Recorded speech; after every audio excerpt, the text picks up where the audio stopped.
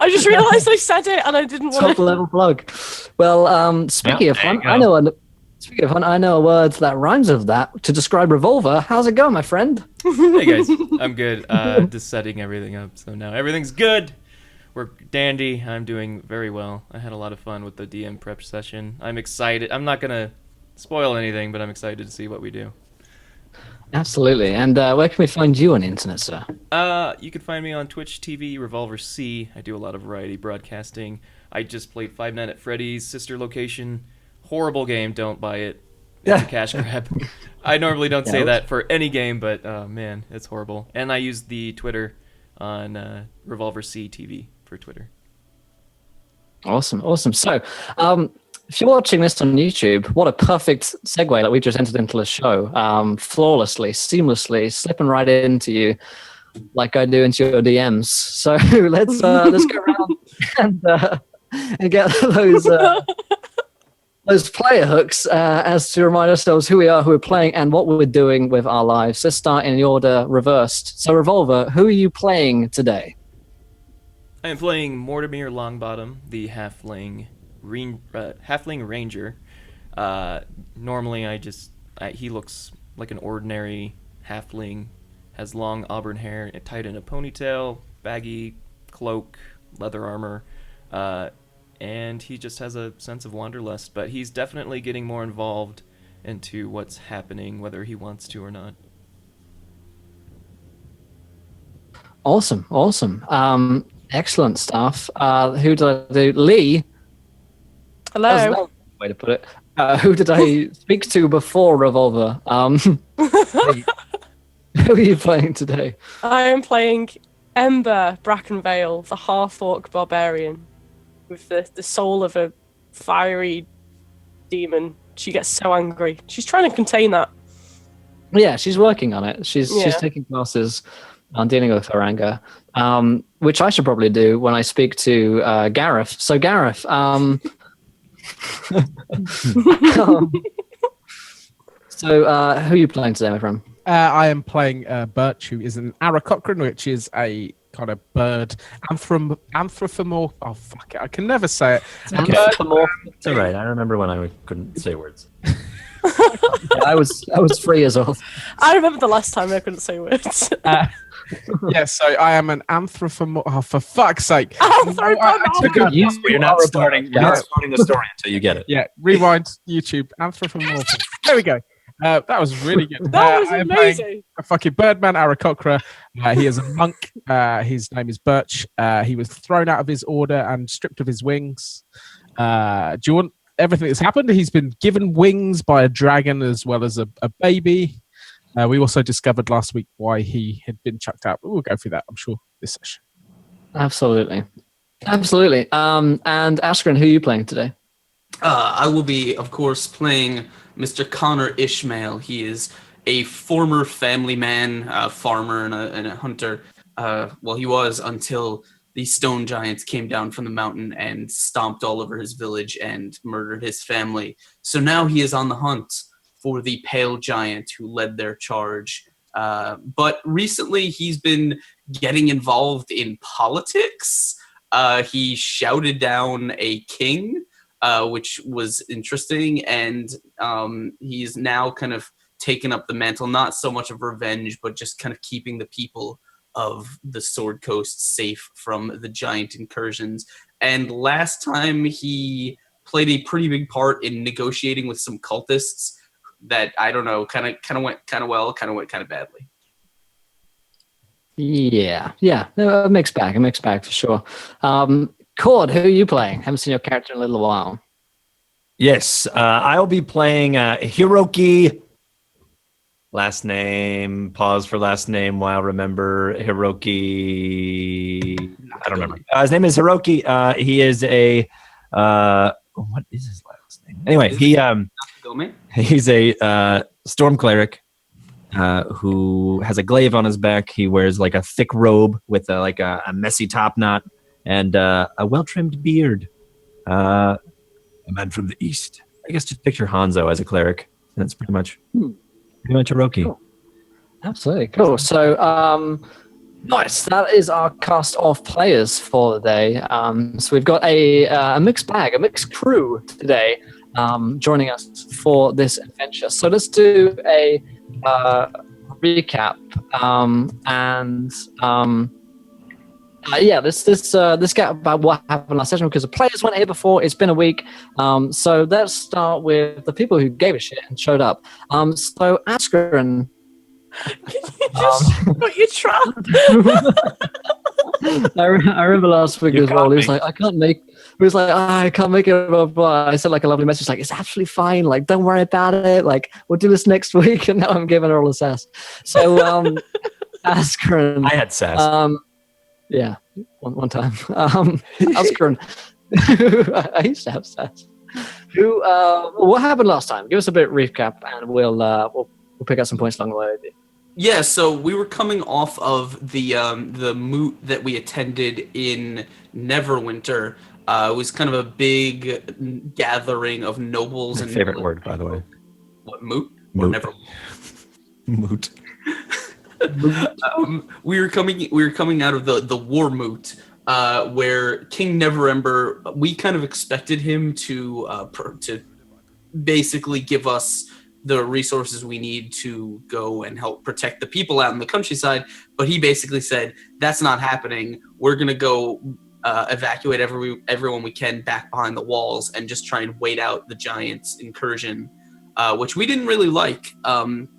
So we basically decided we were going to set out on our own and do what we could.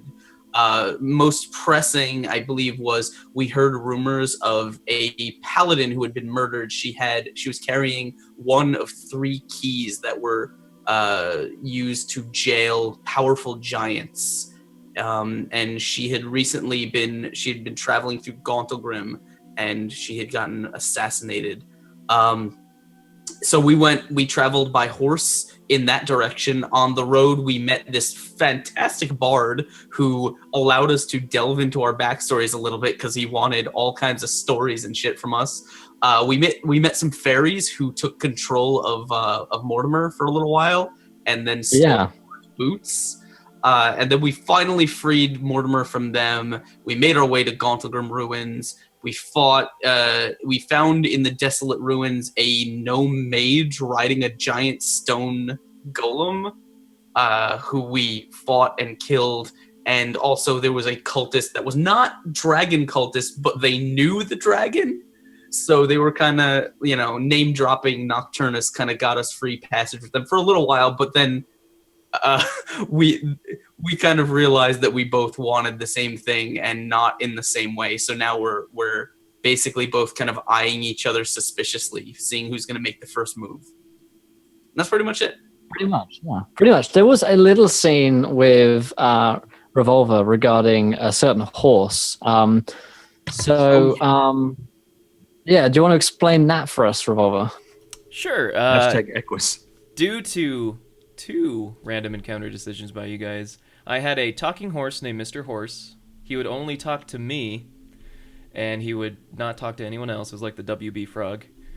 And and during our adventures, he ran into a Mrs. Horse, and Mortimer played the wingman and allowed Mr. Horse to go away with Mrs. Horse to be married, and I gave the wedding gift of my cloak of elven kind, wrapped it around his little horse neck, and they rode off in the distance, living happily ever after. Oh. It was pretty beautiful. Mr. and Mrs. Horse finally found themselves together. Also, we had some interesting kind of revelations. I'm not sure if you covered it too much, asking about the characters' backstories in particular, with Ifrin around the campfire. One particularly interesting one was Gareth and Birch. There was kind of revealed to Ifrin the Bard the exact reason why you'd been kind of kicked out from the Aarakocra people. Yes, Birch revealed to this guy and this guy alone a kind of a moment of weakness. He felt like he can talk to him. He confided in him that he was taken out and de-winged for the worst kind of what was considered a crime to the Aarakocra order that he was in because he was gay. And they weren't he was kind of looking down at Perch, and it was something that he never expected that he would be able to have. So it's kind of an extra blessing, and he's still coming to terms with it. But certainly this bard spoke to him and made him feel more comfortable with himself, which was nice. It was a really nice scene. That's good. Yeah. I fucking wish I was there for that. That's awesome. Love and love, love, love, love. Yeah. So yeah, that went pretty well. And Ifrin, he's a pretty chill guy, basically. So he kind of said, you shouldn't be. Ifrin said something along the lines of like, you shouldn't have to deal with people that don't love you for who you are, or something like that. And so Ifrin's very much on your side. But he said that he'd keep that to himself as well and not reveal that to anyone.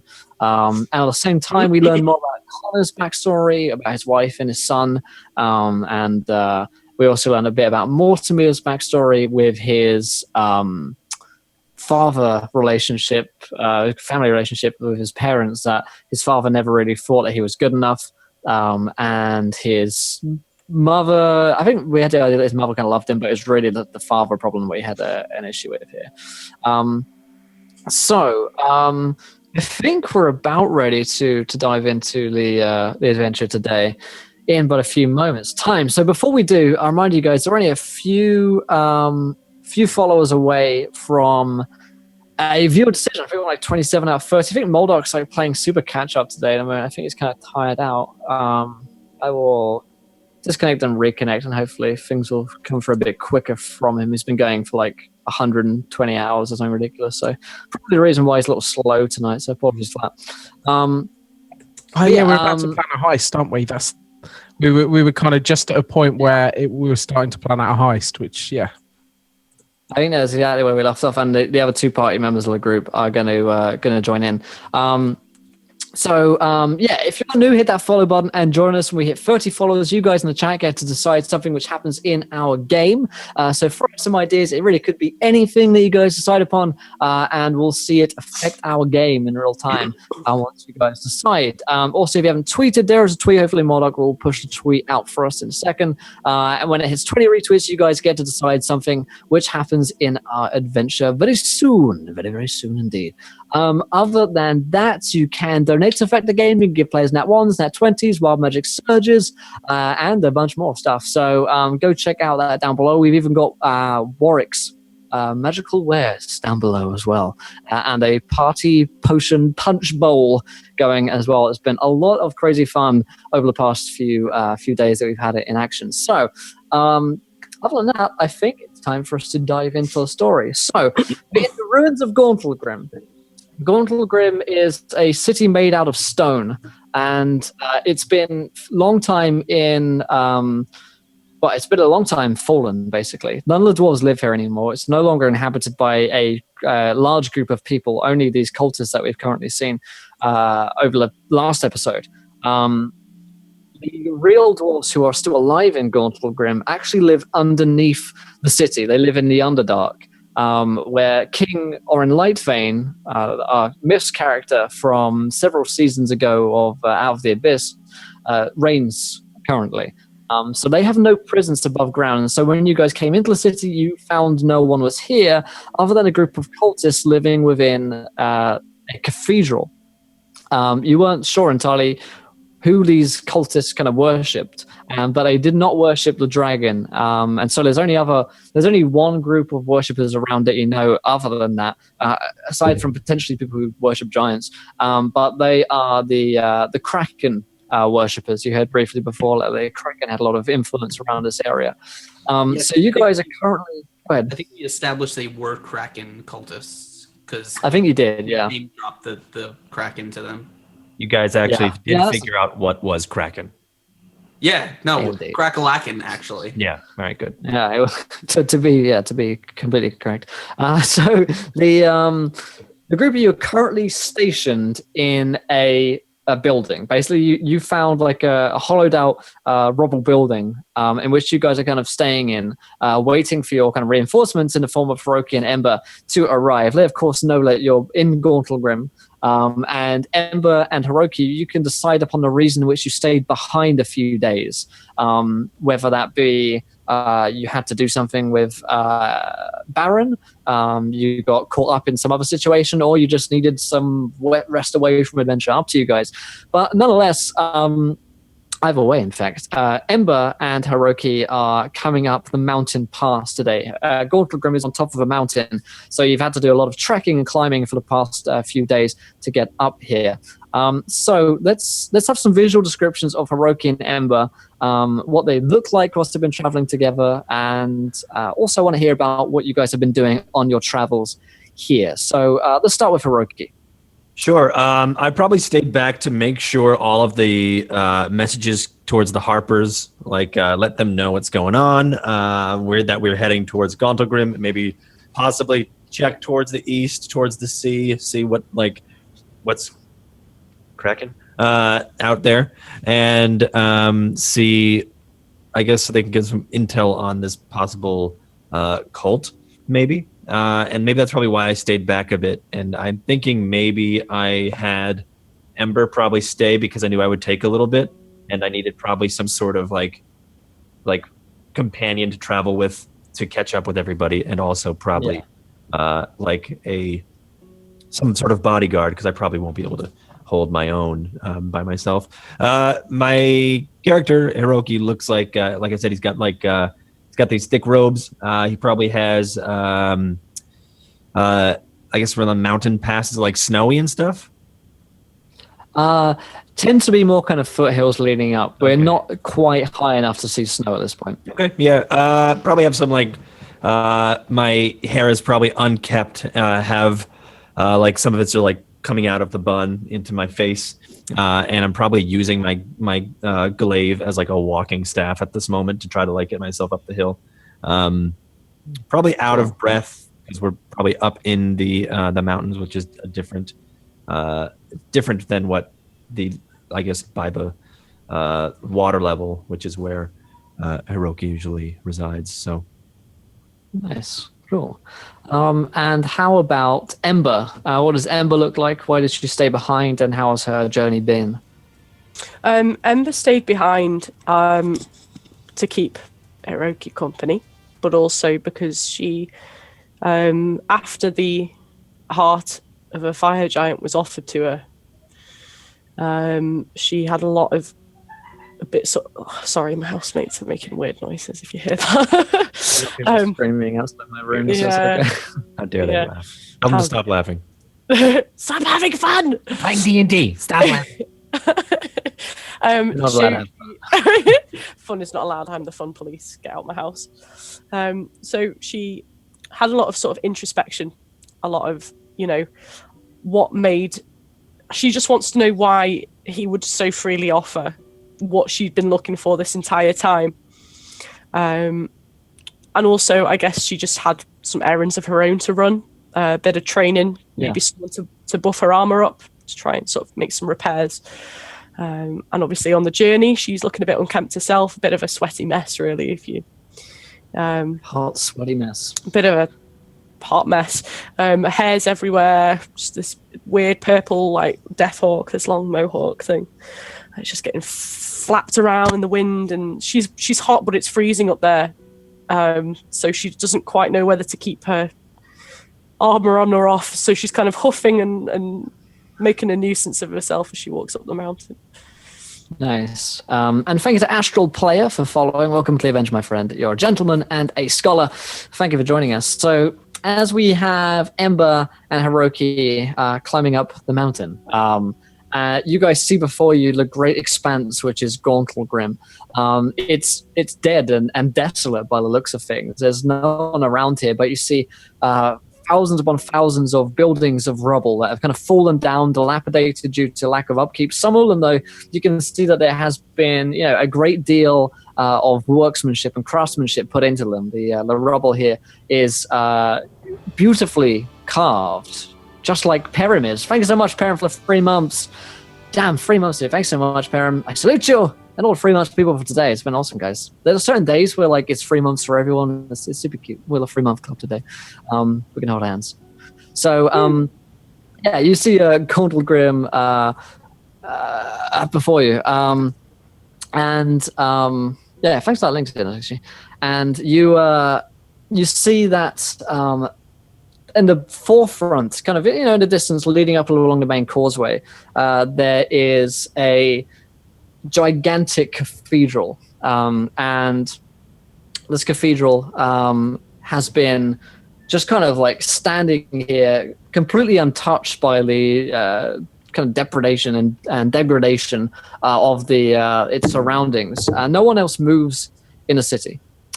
It's kind of breathless. There are very few birds around here as well. There's no source of food for them, no trees for them to live in. There's also very little wood around here. Everything is just stone and stone and stone. You also see pockmarking around the city are these tunnels, which seem to look down, and you see that there are these, they seem to lead down to huge, great expanses, and there are several of these tunnels rolling all over the place. The entire thing looks pockmarked, which of course would lead down into the Underdark to where there are, to where you see that there are these. Sorry, I completely got distracted by someone screaming incredibly loudly just outside my window. Then don't know if you heard that. Anyway, you see, yeah, you see that. So anyway. Let's Are they alive? Let's see what you guys are doing as you enter the city. Are they alive? I'm not sure. It was quite a pain scream, honestly. It wasn't like a it was like a I'm sure they're fine. It's Yeah, there's they're quite a probably weather fine. I mean, This is Birmingham, guys. People die here. It's Birmingham. That's foreplay. This is foreplay, yeah. What are you guys doing here as you enter the city? I guess they must be around here somewhere. And I shoot my my dragon arrow and I try to track their movements. Is there any like people that I can, or does it just look like stony buildings? You can roll me a quick perception check. Is there not a huge rock golem body somewhere as well? Yeah, I mean, you guys went quite far. Yeah, I mean, at this point, it just looks like rubble. It was made out of stone, so it just, I mean, True, you're yeah. looking at rubble. This is just another piece of rubble which has fallen down, basically. Perception. How do I play this game? Okay. How do I shot web? Yeah, 13 perception. I guess, like, the immediate look around doesn't reveal too much. But we'll say you guys start kind of treading carefully into the city. And you do see a small kind of fire rising out of one building. It couldn't be big enough to be like a burning fire which is taking this place down. More like a campfire. Inside of a building. Inside of a building, yeah. Yeah. Okay. I'm gonna go. I guess. There looks like there is some life over here. Be careful. And I try to. I guess sneak over there. Sure. With a Yeah, stealth. you can roll me a stealth check. Natural 20. Hello. God damn. That's a way to start things off. And thank you to Jackal for following. Welcome to the Avenge, my friend. You're a gentleman and a scholar. Nice. So, Hiroki, yourself. I disappear. Yeah, he's gone. Ember, what are you up to? You see this as well. I mean, he's told you. I guess I would follow suit. We got a 10 DK for Ember. Oh! I missed the name. boy. Flaming Hey-o. Killer. Flaming Killer. Thanks so much, Flaming Killer. He Thank says, you very D10K, much. War Magic Surge of Lee with love. There you go. Thank you. Oh. Oh, So, Ember, perfect time to roll a D10K for me. damn if straight you- I will. Thank If you you'd very be so much. kind. Okay. That's meant to be 4, not up. No worries. Okay, let me bring up my table here. 6,319. Oh boy, that sounds like a good one. I've Mm. got a good feeling. I've got a good feeling about this one. All right, we'll get to that in a second. I'll bring that in. I'll see in a moment. So, what are you doing at this point? I'm following suit, so I guess I should roll a stealth as well. I guess you should. I guess.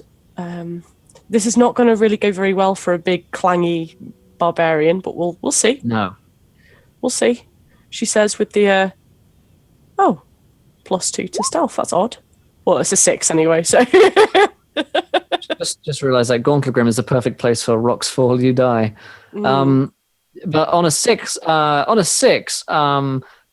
Connor, and Morty and Birch, you are suddenly alerted to a clanking noise of someone nearby outside your We building. hear her like fuck, like she stubbed her foot.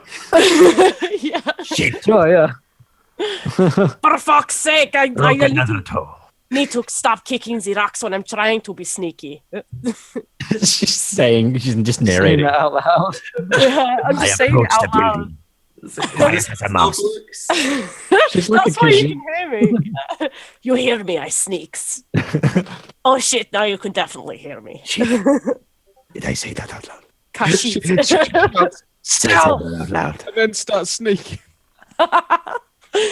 Stealth. Yeah. I So- peek out the door or whatever kind of gateway we have to the little cuddly area. Cuddly area? Cuddly I don't know You're what. doing That- great today with these words. No, that's what it's officially called now. We Yeah. set Little up. hidden little area where It is called. That's what we do when we have a long rest. We all cuddle in the cuddly area. Birch has infected everyone with his good vibes. So he's just, we just all lay down vaping together, talking about clouds and stuff.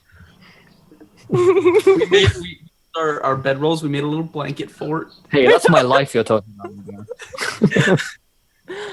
So cute. I So- stick so my head out Birch, the doorway and try and investigate Yeah. this noise. You see Ember, and as you look at Ember, the wild magic surge takes place. Target is unable to look directly at the caster. You can't bring yourself quite to look at Ember. You know? Okay, You like can you know I it's see her, this? but you, I immediately dig a hole and stick it in my head in the ground like an ostrich. Isn't the ground like pavement? He still manages it, Don't I'm take sure. this away. it's just, He punches a hole in the ground and then does it. Actually, I'll just run back in the hole and go, ah! Are you... What is wrong? Why you hide? She's out there. Who is out there? I've run back in. I'm talking to these. Oh, I thought you had still had your head. I kind of lean over the edge because I'm assuming Connor would probably be on like the second floor, like keeping lookout, because Sure. he is pretty sure that he pissed off the cult and they're gonna try some shady shit. So he's just sort of like meditating on this top floor, just kind of looking out. And I'll kind of lean over. He says, "It's about time you got here. Get in the building. We're in a bit of a situation." Are you talking to us? Yeah, he's There? leaning to the side, like looking down. Oh, we should look up. Why did the Birdman bury his head? I don't know. He just does things. I don't really understand them. Does this spell only affect Birch, or is it everyone who tries to look at Ember? yeah, we'll say it affects Birch. He just can't bring himself to do it. Okay. Oh, okay. What did we miss? Heroki, at this point, you can be kind of watching on. Do you want to step in, or are you just continuing to watch at this point? Watching on. he'll kind of stand up, kind of keeping himself behind like some rubble or something like that. He says, "It's a long story. I'll have to come down and explain." And then he'll just turn and make his way into the building, like go down the stairs to the first floor. Mm-hmm. So I guess inside I don't know if there's actually a cuddle den that Bert has set up. Can we say that he made a little cuddly nest? Like just Absolutely. blankets and stuff just piled Yeah. up. Yes, I'm still nursing Perch and vomiting in his mouth. The sweet sounds of vomit. So he'll meet you down there and he says, "Is Heroki with you?" Yes, he is. You just cannot see him because he is stealthier than me. I say, He is not far from me. take your word for it. So long story short, we're not alone here in these ruins. There's a cult just up the road. I am here as I come out of the shadows. Hello. Oh, hey! You're like standing right next to him. Like, Here the whole time. there you are. I told you he was good. He was very good at stealth. I almost forgot he existed. That's I'm actually not that good. I'm just very lucky. It's like there's You got this, don't you? I don't have it. Please don't let me go in there. says just up the road there's a cathedral, and inside there's about 20 cultists, worshippers of the sea creature, the Kraken. And they have the key that we came here seeking. The Kraken. Yeah. The giant I- octopus. Squid, I think, but yeah. A tiefling walks in. He's got cyan hair and big horns. This is, of course, Ifrin the Bard, to those of you who have met him. And he says, "Oh, well, these are your friends you were talking about. Ifrin the Bard, pleased to meet you." Goes to shake. "Oh, you must be Ember.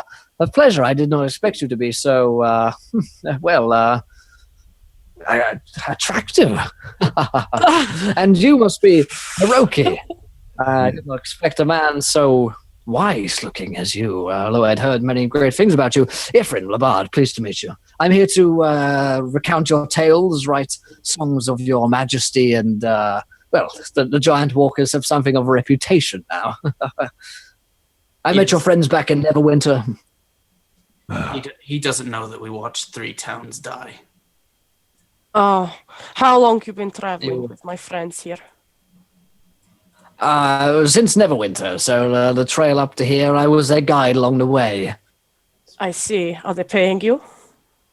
No, not at all. In fact, I would pay them if they'd take my money. I turn to him and I say, "Wait, what?" Never you mind. Don't mind me, though. I'm just here to recount your tales, and when the time comes, then I will sing of them. I may occasionally ask you to recount a tale of a previous adventure. I wish to make you famous, Ember. No, thank you. I kind of look on the floor. He's a good man. He speaks well and listens well. You'd be well to trust him. I take your word. I'll immediately look away. Okay. Not so much with the sword, though. So, which brings us to our current predicament. Cult, they have the key. They know we want it. And they have no intention of giving it to us. Do they know we're here? Yes. I love a good predicament. I told them we were working for Nocturnus. They may believe that, but they know that our purposes are currently crossed. So they think we're on the same side at least? They have the key. All right, so here's how it is. They have the key. They say they're going to return it to Nocturnus. And they have no intention of letting us return it because they know that we're lying, most likely. Okay. It's a tenuous piece right now, but I believe they're waiting for someone to make the first move. I've been keeping watch to see if they attempted to make their way out of the city, which I assume they'll be doing sometime shortly.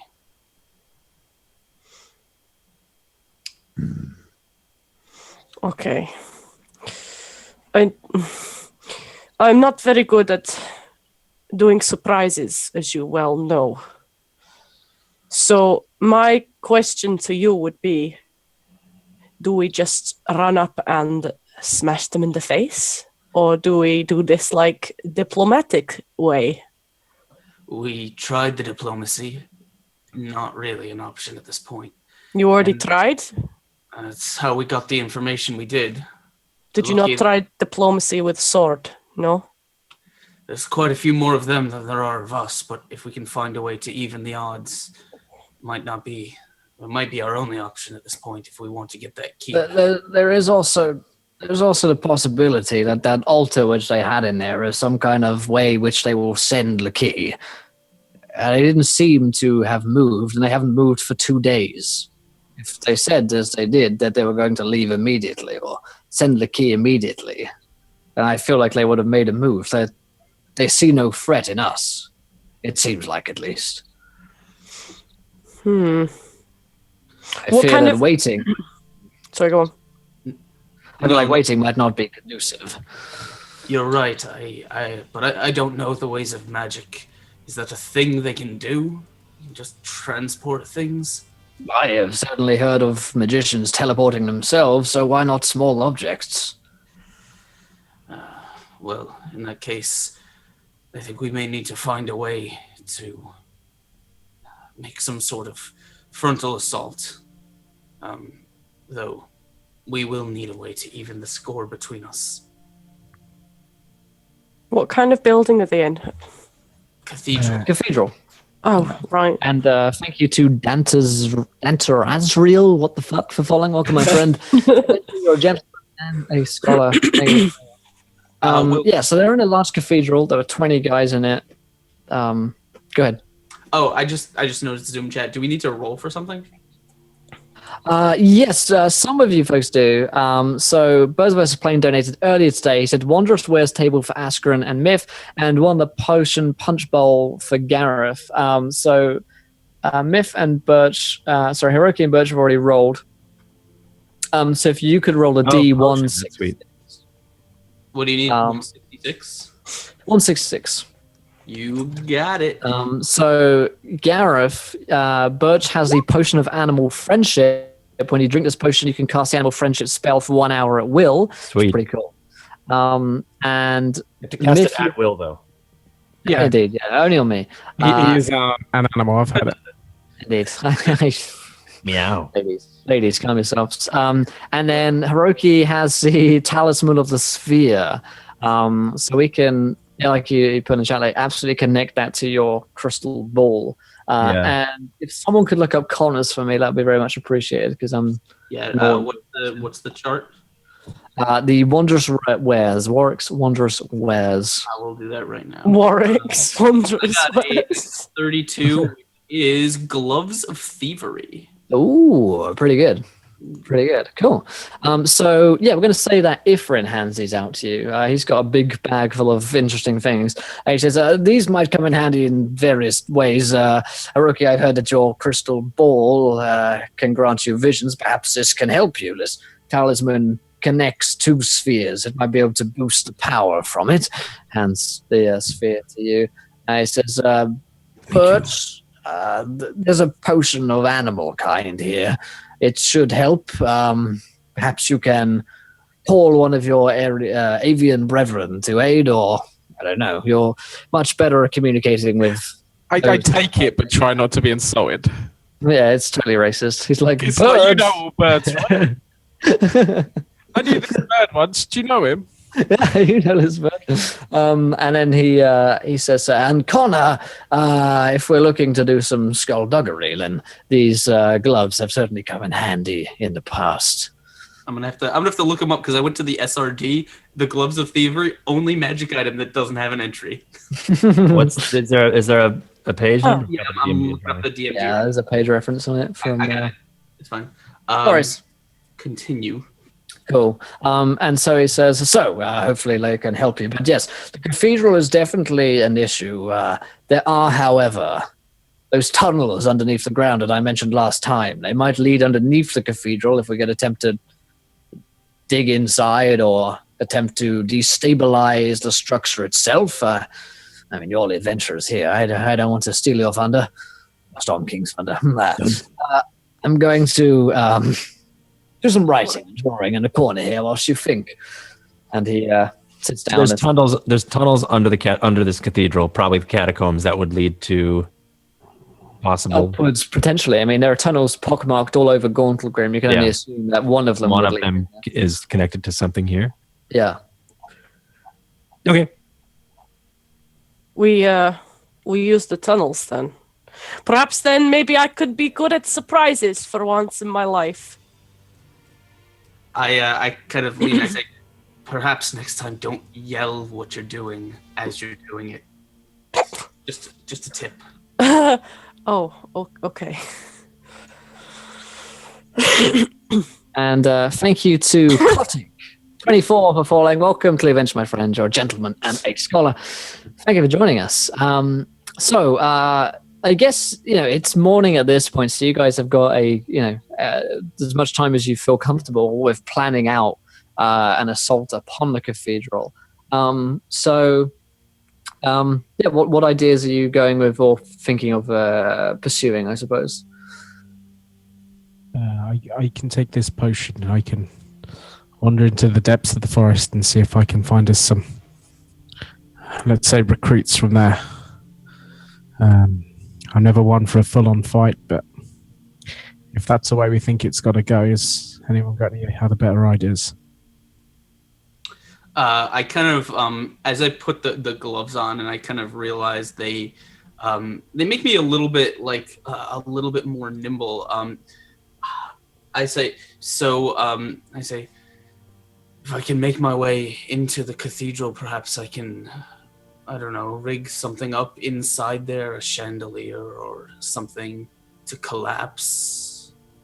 Perhaps create a distraction. What are we distracting? The cult. Just the cultists. Got it. In the cathedral. We must be careful. What is this altar you speak of? You think it can take the key elsewhere? Maybe let's try and make it not happen under the thingy that takes the key, because that's what we need, right? I don't think we don't know anything about the altar. It was a conjecture, as far as I know, and I don't think there's anything under it. We could try sneaking, and I'll just kind of wake up, and suggest that. Oh, hey! Good morning, sleepy face. I kind of pick Mortimer up by the back of his shirt, and I say, "How good are you at staying quiet?" I snicker.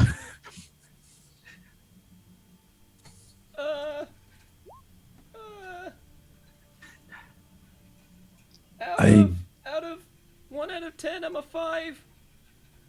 He's got a very good inside voice, I heard it. Or rather, I didn't hear it, because he couldn't speak loud enough at the time, so I guess it works. I gotta let him back down to the ground and say, I was thinking of taking him into the cathedral, but now I'm beginning to think that would be a horrible decision. The air up here. I snuck on top of a dragon. That was pretty cool. Weren't you invisible at the time? That was both. Can you be invisible again? Could your voice be invisible? Can you make me invisible? I can be a mime.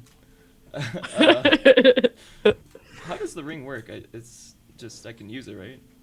It lasts for an hour or something. Yeah. Yeah, I can use the ring.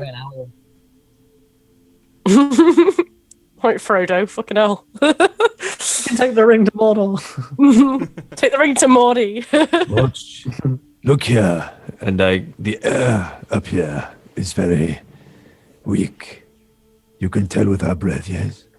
As I'm waiting for you guys to respond, and you don't. Fine. Look. What I was doing before with I think I used I think it was thunder wave before, but I try it again. But the water that usually goes into or the air that usually frosts and then congeals into water, like a sphere of water that I used to do and morph to cast the spells, doesn't quite work, and it starts to freeze and then shatters and a small explosion.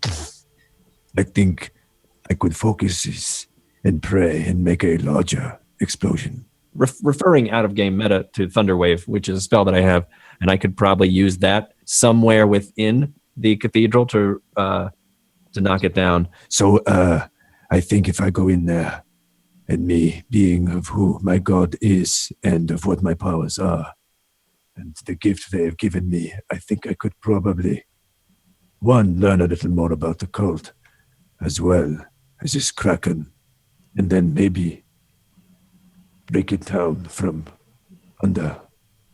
Do we? I turn to Bert to say, do we still have that wand that we took off the gnome? I kind of point it at him, not knowing like how dangerous this thing. No, not like that. No. Yeah, Turn to safety. I have it. Yeah, I have it here. Right. Okay. Here's my idea. I take Mortimer. We sneak in from one side. Heroki, you blast out some of the masonry or whatever you can do with your thunder wave from the other side. Birch, you use lightning from another. We all hit them from different corners, and we can, if we do it properly, we could perhaps damage the structure enough to bring it down on top of them, or at the very least clear an avenue. If we bring it down on top of them, how do we know the key was in there? We need to. I'd rather go looking through the rubble for a key than fighting my way through 20 or more armed cultists. I'm not even sure one of the giants that we fought could lift 100 tons of masonry. Well, if nothing else, then the key will stay buried and no one will be able to get to it. But how will we know? We won't. Could we not? Sorry, go on. You remember how dangerous this key was? You want to risk it falling into someone else's hand? Do you have a better idea? I didn't say I had ideas. I go in there, get in there. Use my power. Okay, so Learn what I can. there are tunnels that go into the Underdark, we reckon, in the pockmarks. Yeah. Possibly. We don't know Correct, any. yeah. We, Yeah, I we mean, could. it's an assumption. A fair one, though. I am happy to head down into these tunnels and see if there's a way up, and maybe as you're attacking from the front, I can sweep in from behind. I'm more than happy to take this potion and see if there's anyone that I can drum up in support. I Out of character, we know about the Dwarf King. Does anyone else know anything more about him? No. What kind of role would that be? You could do a history check. If anyone feels like they would know anything about the dwarves. I got not an 11. I don't think I would know anything, to be honest. Yeah, they are pretty kind of I don't think I would know. raw. Not very well known, seeing as they are an underdog group. What do you know that they have retreated from the overworld, basically, after they were persecuted a lot. But beneath ground, I mean, they would not come up to fight in the overworld unless they had a good reason to. So if you were to go all the way down there and to find him and say, can you please help us out? Unlikely he'd give a shit, because seeing as none of you are dwarves, unless they had a good reason to need to help you or want to help you. If you were old friends of his, or if you were maybe the fact that you're part of the Lord's Alliance could hold some sway. But they tend to be fairly, I don't know, kind of selfish creatures sometimes. They care about their own kind and not necessarily the woes of the overworlders, basically. Got it. Okay. Hiroki, Yes. you talk of water, you talk of the power and the guidance it gives, but I do. Because I know. have you the ability to channel or to create it? I want the channel.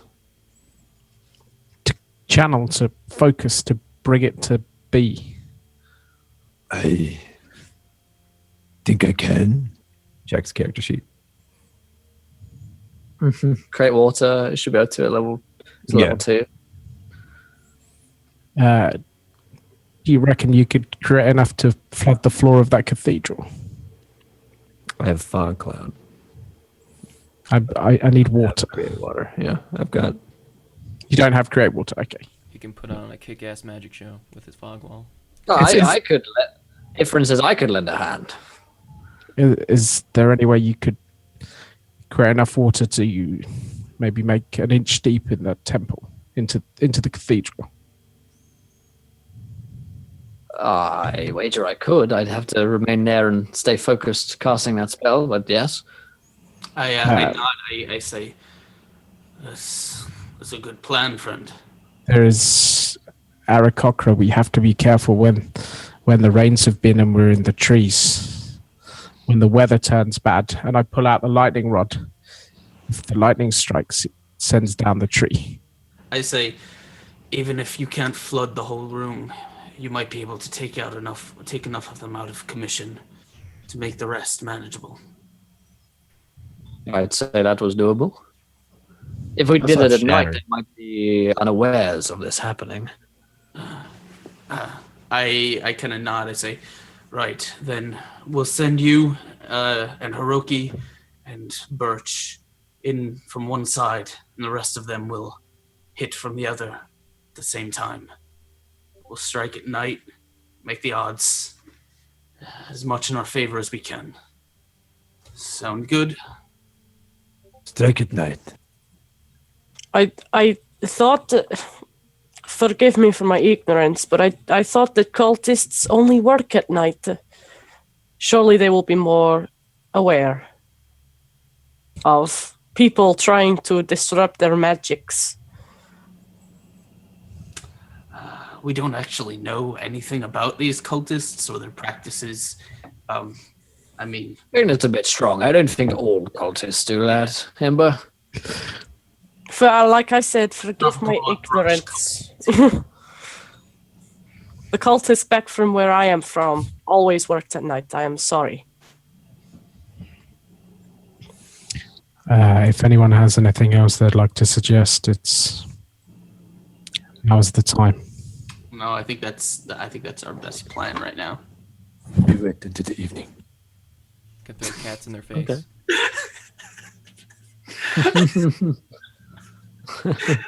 Oh, kitty!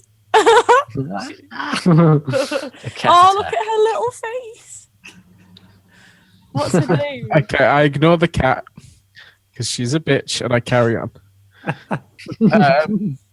Wait, hold on. Yeah. Are there any So that's giants a in cat. this area? Are any giants near it? You did know that there She heard that. She's like Yeah. struck me. I mistook your beard for the cat then. They kind of melded together. She's Yeah, just over the head on the microwave. On the microwave? You do know that there are giants in the area. Along your travels to Gauntlgrym, I believe Connor encountered this kind of deep ravine in which he suspected giants would live down, and also saw several signs of stone giants in the area. I can use primeval awareness to just see if there's any giants in the general vicinity, in like a couple mile radius, right? Yeah, you can. And you don't sense them kind of immediately here. You'd, maybe you get a very dull kind of warning in a distance kind of feel, but nothing which is, immediately within a few miles. Yeah.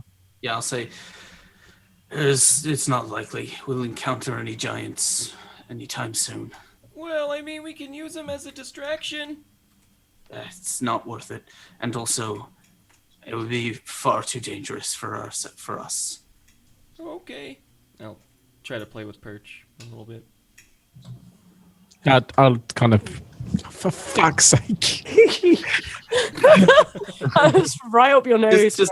Yeah, I seem quite willing to let Perch bond with Mortar a little bit more than everyone else. Oh my fucking! Excuse me, 1 second. Oh God, that poor cat. Oh God, Peter. Somebody called Peter. Oh, pudding.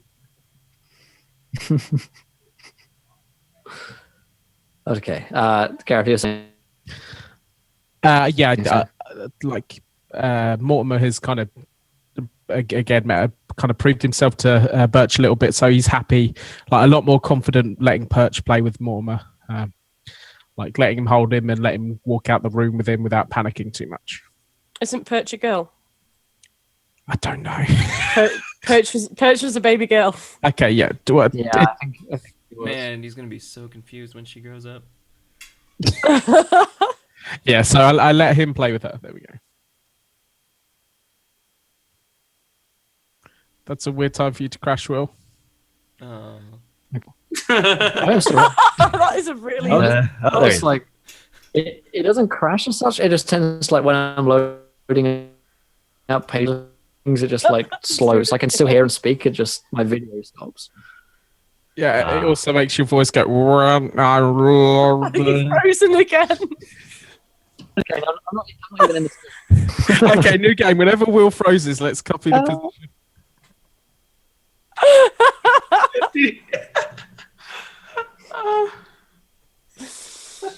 Oh god. I love this game. You're back. I'm,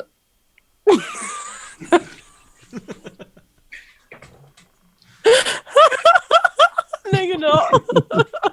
Man, he was good for like 3 hours too. it is caught up. It just did, like, it just zoomed through everyone, like the past like 20 seconds, like zoom through everyone's motions really quick. Oh, I love when Skype does that. It's the best thing ever. I'm not even in the scene, so you guys are chatting. Strike a pose. Are we voguing? Is that what we're doing? Yeah. Yeah, so anymore, yeah. I'm more than Small happy to let Mortimer have baby perch. Cool. I'll just like kind of lift her wings up and like pretend she's walking and stuff. Oh my god, it's adorable. That's cute. Okay, -2 trust points. Mine, Spreading no, a not like, baby's wings. no, not like how like babies like Yeah, lift yeah, their like when arms you up hold in their the air and, like, hands make and them you Not walk. making a puppet out of her. No, no, Wait, no, no. Can you hold her up and like make her do like the airplane? God, that's adorable. I could do that, yeah. And pretend she's flying. And like, yeah. Oh. So I guess you guys wait until that night. Or Yeah, I'm we'll guessing probably there's just- no other reason. We'll probably just spend our time in the cuddle nest sharpening our swords. Absolutely. Cuddling up- and sharpening swords, yo. cuddling and touching your swords. just the tip. Sword fighting a little bit. Here, let me give you my whetstone. Ah. Bit of friendly fencing. Friendly fencing. Oh boy. So right guys. Got a So- friend you like, just go friendly fencing. Yeah. So after the gangbang, it's getting pretty late here, and you guys are pretty tired. It's been a long day cuddling and Could I, touching swords. Point. could I actually do something before we wait? Absolutely. Yeah. Hiroki, being a cleric of the storm and water, is very curious about this new cult that he has heard about. Could I sneak off and wander into that cathedral? Yeah, I don't see why not. So Oh, you this motherfucker. He's gonna sell us out. you wander off to the cathedral at night. I mean, you're like a nat 20. Well, he's so- not a sellout. He's not gonna rat you guys out. He's curious. okay. Hiroki's curious. Okay, Not that's the party. That's not even insane. You know? So you don't even need to worry about salad. Don't let him No, bully that you was anymore. just- Gordon. that was just- That was like, No, yeah, it's fine. He's muted now. It's good. He won't bully anymore. So you you head off to the cathedral at night. The other guys are sleeping and doing whatever. You actually nailed your stealth check early, so you just slink off. You slunk into the night, and as you arrive at the temple, you see these two guys on the door who just kind of look at you, and they kind of draw their swords and like ready to go, kind of thing. Hold your weapon. As I have my hand up, my hands like start to distort and ripple as if I kind of like grab the tip of their sword and then like my hand starts to ripple as like water. There's like a field of water near it. They slowly kind of look at each other and like slowly put their swords down, but they still like have them in their hands. They're like, so "What it's the not fuck is this guy?" I am a student of the water and the air. I just want to know what your higher power has to offer. The cohorts kind of look to each other. They're gonna like inside check you because these guys don't believe you. Yeah. They're like, who the fuck is this guy turning up on our doorstep? Let's see what they get here. They nat 20'd it. So are you lying in any way? I'm guessing you're genuinely interested. Genuinely interested. So yeah, they kind of look at you and one of them says, "Very well, then come with us." Puts his sword away and leads you inside the cathedral. Yeah. You head inside, and there are the rest of them here. Some of them are asleep, some of them are awake in these kind of pews, rows of pews. There's an altar at which one guy appears to be kind of praying. There's water in the kind of font area, and it's kind of like a bowl or like a basin in which there's water being held. And then there is a door off to the right, which is heavily guarded, which seems to lead down into like a what do you call it? A crypt area, I suppose, in the cathedral. Catacombs, I suppose. Yeah, the guy at the altar kind of turns around, and these guys are all wearing these kind of dark robes, and they've got like spiky hair. They're wearing a lot of makeup. They're like full kind of biker gang kind of dudes. They look like themselves way too seriously, and they have tattoos all over their bodies, and the tattoos are kind of like writhing tentacles and stuff. This guy who turns around, I'd probably want in real life. Me too, yeah. The guy who turns around has tentacles like coming up from his chest up to his like neck, like this. And he kind of looks around and says, we have a new one. Who are you, traveler? Her name is Heroki Hayate. Right, I remember the name that time. You missed out his true last name. His real name, the name that we all know him by, Harambe. Harambe. Heroki Harambe. Your crits out for He immediately bows down and just starts to. Oh man.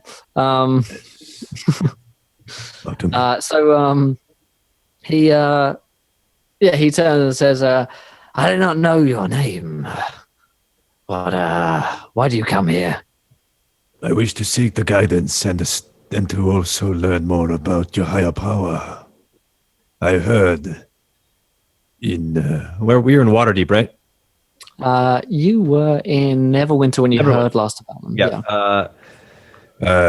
I heard the whispers of a godlike Kraken within the seas, and I wish to know more. Is this not a temple of that? A holy site of that? He says, yes, this is where we worship. Have you heard word from the master then? The great old one from the sea, has he spoken to you and drawn you here? In which way would a master speak to one like me? Perhaps in a dream or vision. Or nightmare, it might seem like.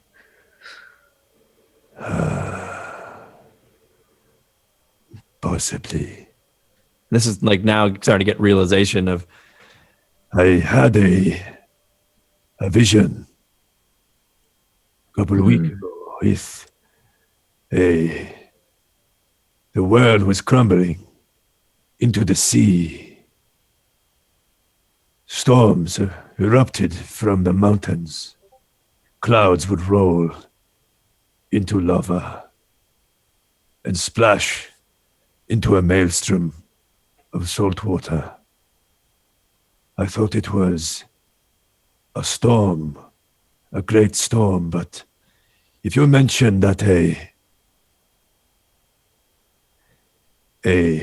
vision is how this one communicates, and the vision of salt water is what I saw, then maybe I did. And This does seem like the master might have been reaching out to you in the first stages of his gift. Welcome, Heroki. Welcome.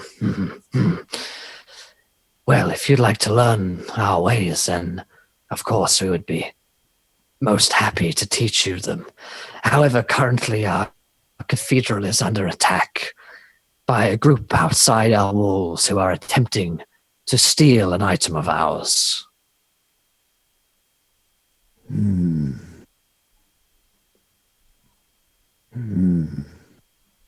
What's If this that? item, well, if this item were to be taken, then our master would be most displeased with us and all of his worshippers. It is of vital importance that we get this to him. It is a key. It unlocks much of his potential, along with another elder being currently trapped in captivity, an old friend of our master's, a Dracolich. I don't think Heroki would know what a Dracolich is. I think that's Certainly way not. too Yeah, too quite advanced. for him. Yeah. Certainly, you get the idea that it's Yeah. some kind of bad dragon thing, probably. Did you say Draco? Okay, I know what that is. Okay, it's probably bad. Okay. Yeah. Well, You see, the master needs it to fight this war. The war against the giants, you see, one which we are fighting for our very own survival, Heroki. Our way of life is under attack from these giants. yes. And the seas as well. The seas must be answered. Her call is crying out for help. I've heard and seen the aftermath of what giants can do to a town. It was only rubble, so I understand. If this dream is correct, and my visions and prophetic visions is from stones falling from cloud, I could only assume that that is just the one part of the puzzle of my vision. You seem to have a great gift in your visions. The master must favor you greatly. Will you stay here with us, Heroki, or are you needed elsewhere? I could stay for a bit more. And then probably fade out to as I walk down the hall, and then we can go cut back to the other party. Sure. The other party to the party while I am. The other part. Bring in the other guys. Wow, he's already Bring in, planning to join them. and I guess I'll just be there. I guess. Yeah. So I guess you guys kind of wake up ready for your nighttime assault upon the cathedral, and Heroki isn't there. I'll do a perception. Sure. See if I can find his tracks or anything. Yeah, I mean you're in a city of rubble, so finding tracks is pretty difficult. You can roll me 20. Yeah, 20 on perception. I mean he's not here. There's a puddle where my sleeping bag was. Yeah. He pulled His, Ferris Bueller, just like his stuff. Yeah, his things aren't here either, so it looks like he went out kind of prepared wherever he went. But there aren't muddy footprints in the road or anything. It's just made out of rubble, so there's no obvious signs of exactly which direction he went. Okay. I'll start. I mean, I'm assuming everyone's waking up, but I'll kind of, hey guys, and I'll try to push everyone up. That is not the first thing I want to listen to when I wake up. Hiroki's missing. What? Where is he? Did he not just go out? He'll be back, I'll right? shrug my shoulders. It sounds like we must act. We can't wait another night. It may be too late already. Why did he go without us? Maybe he was lost, or he had some more of that baron of his works to do. Is his sleeping bag still there? Or did you take that as well? It's there. Okay. It's there? I'll check his, sleeping bag for, a note or something he might have left. Leave a note. Okay. No note. Did he leave his ball? No, He didn't never leave his left that ball. behind. Nobody Never leaves leave, the never leave a ball. ball behind him, I guess. I Unless just you not love on deck, drop the ball. Well, I guess I'll do survival to kind of track him down. Yeah, again, I mean, I've given you pretty much all the information you can garner from it, really. There's no Oh. tracks leading to him. there's no I mean, tracks. the nature of the environment is such that if you were in like a woods or something, there'd be obvious footprints. But seeing as you're just in a city, there's no kind of like tracks in the mud or anything. And any disturbed rubble is, we just walk over the rubble basically. So Okay. your guess is as good as anyone's, really. When you guys when you start looking, you find Connor is just kind of like leaning against the wall outside. I'm sure Hiroki's been gone for a while, but he probably spent the last, I don't know, hour or something just kind of watching out and waiting for it. Because he wouldn't really be, he's not really much of a sleeper anyway. But he's just sort of standing there and he says, well, seems he's gone off. I suspect I know where, but I don't think it bodes well for us.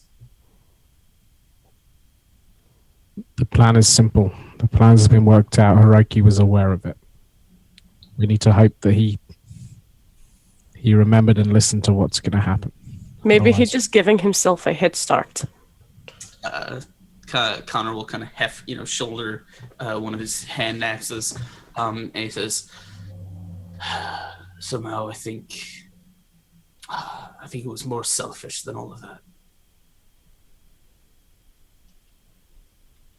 But, well, what do you say?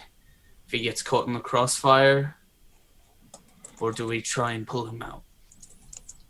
I will give a sign before I put the plan into action, holding the rod in both my hands. That sounded weirder than I wanted it to. And Just grip it. Just The only way to do firmly it. grasp it. he was well aware of what I plan to do and what we plan to do. So Yes, Ifrin starts waking up and says, Hiroki was aware of the plan. I'm sure that he's just spying outside, waiting for the good moment to strike. He hid from us before, so... Yeah, I mean, he's our friend. He wouldn't betray us. Right. But if we find him in some sort of danger, are we pulling him out? Well, duh. yeah, I will. I kind of turn to Connor and I kind of do the whole bird slanty head thing and say, are we forgetting who our friends are so quickly? I say, I forget very little, but I also don't forgive people who put me and mine in danger. Really? Because you always throw me in danger, you dick. You are not one of mine. Mortimer will remember this. I all kind of game. look you up and down and say, well, Yeah. if this ever happens on the other way around, I'll remember your words. I just nod to him. I would expect nothing less. Ember's going to look at Connor and shake her head and say, what's got into you? You walk on the right side of the bed. And yet you still talk like this. He'll just kind of, he looks like he's about to say something, and then he just kind of shakes his head. He says, we have a plan to put it in motion, don't we? Let's stick to the plan and just hope for the best. I cannot wait to smash faces is what I'm good at. And Hiroki, he good at doing his stealth thing. Maybe that's what he's doing. Maybe he's doing us a favor. You do not know until we get there. Just make sure you hold until you get the call. Otherwise, you could end up getting caught in this too. All right. So it was supposed to be you, Hiroki, and Tiefling going sort of towards the front to water, shock them, and then the rest of us were going to go around the back. Yeah, we're going to try and flood the place, like flood the floor as much of water, try and send a current through the water. Science happens, they die, we win. All right. We win D&D, GG. So then he'll nod. Science.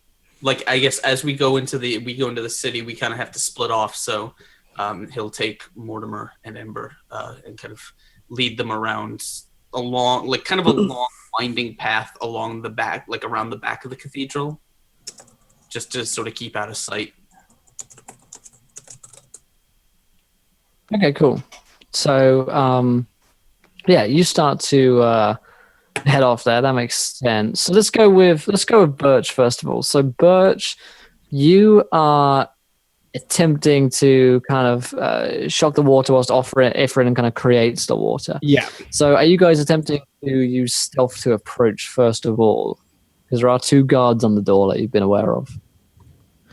Yeah, I guess we're going to have to try and take these guys out. So the main door, because I've not actually seen inside either. I'm kind of just going by Ifrin's word if we've broken off together. Guards, or as I know them as Jim and Crow and Bill. Jim, Crow, Bill. Why Crow? I don't know. It's kind of a D&D name. Jim and Bill, though. Jim and Bill are solid D&D. I mean, if one of them is called Crow, apparently I'll know him. Because Oh, yes, that's true. Oh, you'll totally know him. That Do you sounds not know Crow? That sounds like a biker name. Exactly, that's what I was going for. Crow. I'm Crow. My name's Crow. No, it's What's not. up? It's Kevin. How many times? No, shut up. Crow. It should be Jim, Kevin, Bill, but it's Crow. Guys, don't you call me by my code name. Call me by my spy name, guys. Jeez. So, okay, then. So, you're heading off there, and Ifrin is coming with Birch. Yeah. So, yeah. So Ifrin starts going along. He says, "Are we going to take those out first, or are we just going to cast the water and hope that they don't see it starting behind them?" you can do that. Well, I could create the water. It would start from behind them. It would emanate from there.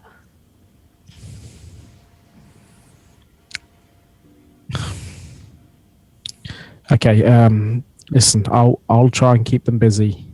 You get to the doorway and you start this. Okay. I will do my end of this plan as soon as I take these guys out. But just concentrate on the spell. Okay. Oh, very well, very well. I'll begin. He starts like focus and like put his hands out. I'm gonna kind of flap my giant black dragon wings, which I guess kind of blend into the dark sky a little bit. I'm gonna fly directly like as high in the air as I can, and then kind of spin down and head straight down, like feet first towards them, like but from straight above their heads. So hopefully they don't see me coming. Cool. Okay. Yeah. Roll me a stealth check. I mean, I could. I'm not very good. Actually, I'm not bad. That's an 8. Yeah, you're kind of bad. So, as this is happening, you Down. you see the water begin to pool behind the cultists and in the floor. It actually begins to kind of fill up pretty quickly. But you make a bit of flapping noise, and the guards will be like, "What the hell?" It's like drawing their swords. Indeed, yeah, and begin to shout. Raise the alarm essentially. They seem to be pretty aware that you're here. Yeah, so they begin to shout on the other. Yeah, and on the other side of the cathedral, you guys are attempting to come in through via the back. Yeah, is there a door or a window or anything that he can sort of? There's a window. Okay, he's going to use his amazing thievery gloves to attempt to sort of open it without, alerting anyone. So they basically have like an easy entry. Cool. Okay. So roll me like an athletics check just to kind of like open it up. Athletics, not like sleight of hand. It depends how you're doing, I suppose. If you're just trying to like jimmy it open like a little bit, or if you're trying to force it open. Well, he has his thievery gloves, so he's gonna try. Thievery glove. That's true. Yeah, roll me sleight of hand then. Okay, that works. So whatever this is, it is a +5.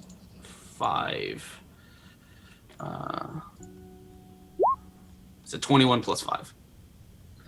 Fuck yeah. That's a success on a 26. So you just kind of like open this kind of back window. So it's like a big pane glass thing which you can like open up to get inside. He'll just kind of he'll pull it open and he'll turn to the other two and he says, he'll kind of whisper. He says, "And now we wait for the screaming." And we thank Angel Eugenics for following. Welcome to the adventure, my friends. Your gentleman and the scholar. Angel Welcome to the Eugenics. adventure. It seems kind of fitting as you enter the cathedral, I suppose. And so back in the other side of things, and in fact, back in the third side of things, Heroki. So where would Heroki be at this point? Because they've got this like chamber below where they've got a lot of odd things going on, where their true practices are happening, and then they have this kind of main area here. I want to know what so they're where do you think? I want to know what they do. I'm very curious. I don't want to hate them, but if I have to because of whatever their true practices are, I will. But what are I want them to show me around. So I guess I'm taking probably a tour. Sure. I don't know. Okay, yeah, you're taking a tour of the catacombs. You're coming across several kind of fonts and altars, and in each of these, there's pedestals and statues where he places his hands kind of up against them. Look at that. He places his hands up against them like this in specific places, and then he hears the words of his master resonating in his head. And he kind of pushes you to do the same thing. So we can cut back in time a little bit whilst this is going on. So you're quite deep below. You're not necessarily hearing the sounds all the way above in a huge cathedral. Yeah. So he says, try it. Let us see if the master will speak with you. Okay. And I start speaking. Kraken. Bubble speak. Bubble speak, yeah.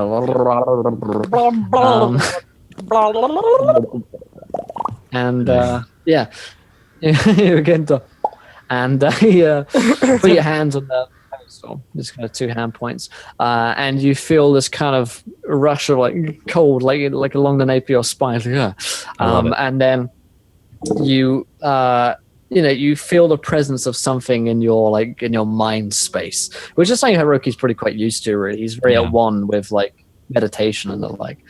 So he can sense when something else is there, and you hear a voice which says, "Heroki, so you have come."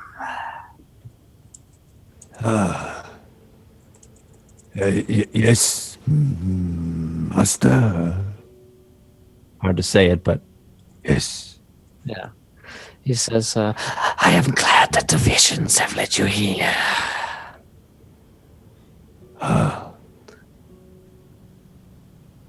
Oh, okay. I will you let me in to your circle, your river, your ocean of faith. That is to be decided, of course. We will have to see, test your faith. You could just be an imposter, still following the ways of the Harpers, their twisted ways. How can you believe in that? How can you believe in balance when there is such imbalance in our world? The Harpers have failed their tasks.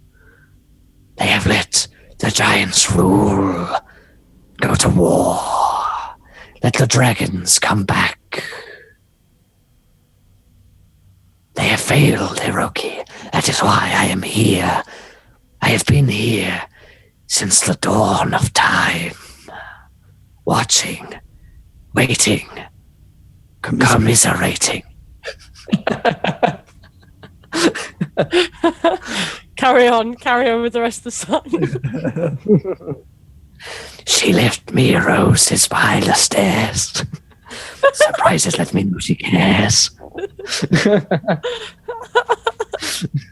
City just gave me the grumpiest look from bed. Also, incoming copyright All strike. the squad. Say it is so. I will not go. turn the lights off. And thank you so much to Institute who donates £9 and says 3 times dem crits, random 1d6, 1 as well, rest in your order. Let's keep the above 1. All right, awesome. Thank you so much. We'll get to that in just a second after this scene here. So the Kraken. he gets off his karaoke moment and he says, Harpers have failed. Sorry, it's a 10 out of 10 performance. Thank you. I'll be here all week. But the Harpers have failed their performance. The Harpers will not fail. That is where you and the Harpers can swim in harmony. You see, there is only order.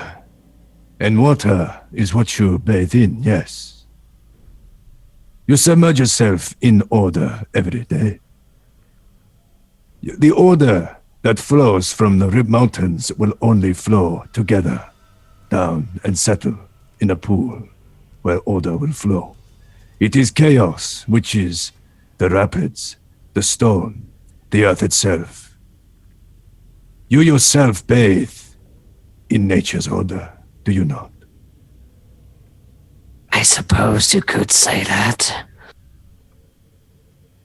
Then the Harpers are just looking to get the order to flow in the same pool once again. Where you stand, where you bathe, is where we would like the world to be. And here you stand, trying to throw the rapids into our river of life. Why? When you can, and we can, as Harpers and as one with what you are, coexist together in this river of life. I'm not sure that you are aware of the situation, Heroki. I'm not sure that you have changed your Harper ways whatsoever. I do not change my ways. I came here to learn more about you. I have a political standing, which is with the Harpers and the way of life. I also open my mind's eye to see who and you really are. I've heard from the Harpers stories of what you are, and I respect what you are, and I wish to know more. But I will not change my political standing with who I am and where life will go with my one of faith. You see, this has nothing to do with politics. The Harpers have made this political. This has to do with survival. The survival of a way of life, of thousands of my followers around this world, whom I wish to protect.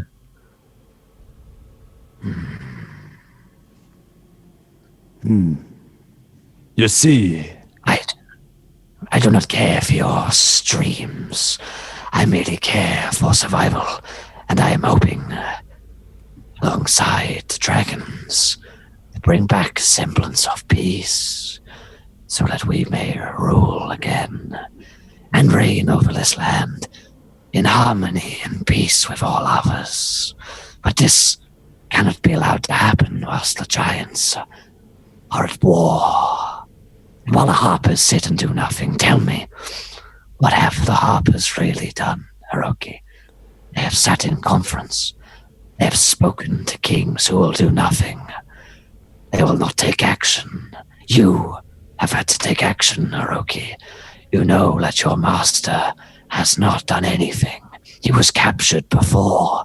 He is weak. There is nothing he can do. But together, you and I could do great things.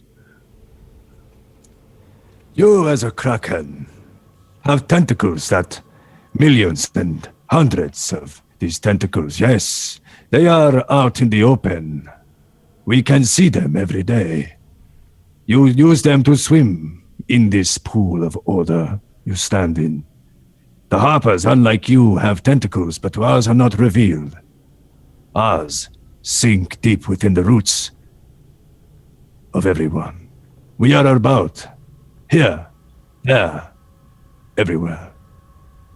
We are in Brinchanda. We are in Neverwinter. We are in Golden Field. We are here in Gauntlgrym. We are standing on your side. You have a number Under 100 harpers live and work and practice, and they do very little, as you well know. You may have been indoctrinated in their ways. You may believe that you are all powerful, but you have no power to change anything. Not really. This is real power. Thousands of worshippers across a land, willing to do what is necessary to survive, for a way of life to survive. I may be an ancient creation. You may think me evil. Perhaps my motivations are, but I will see that this land was safe from giants.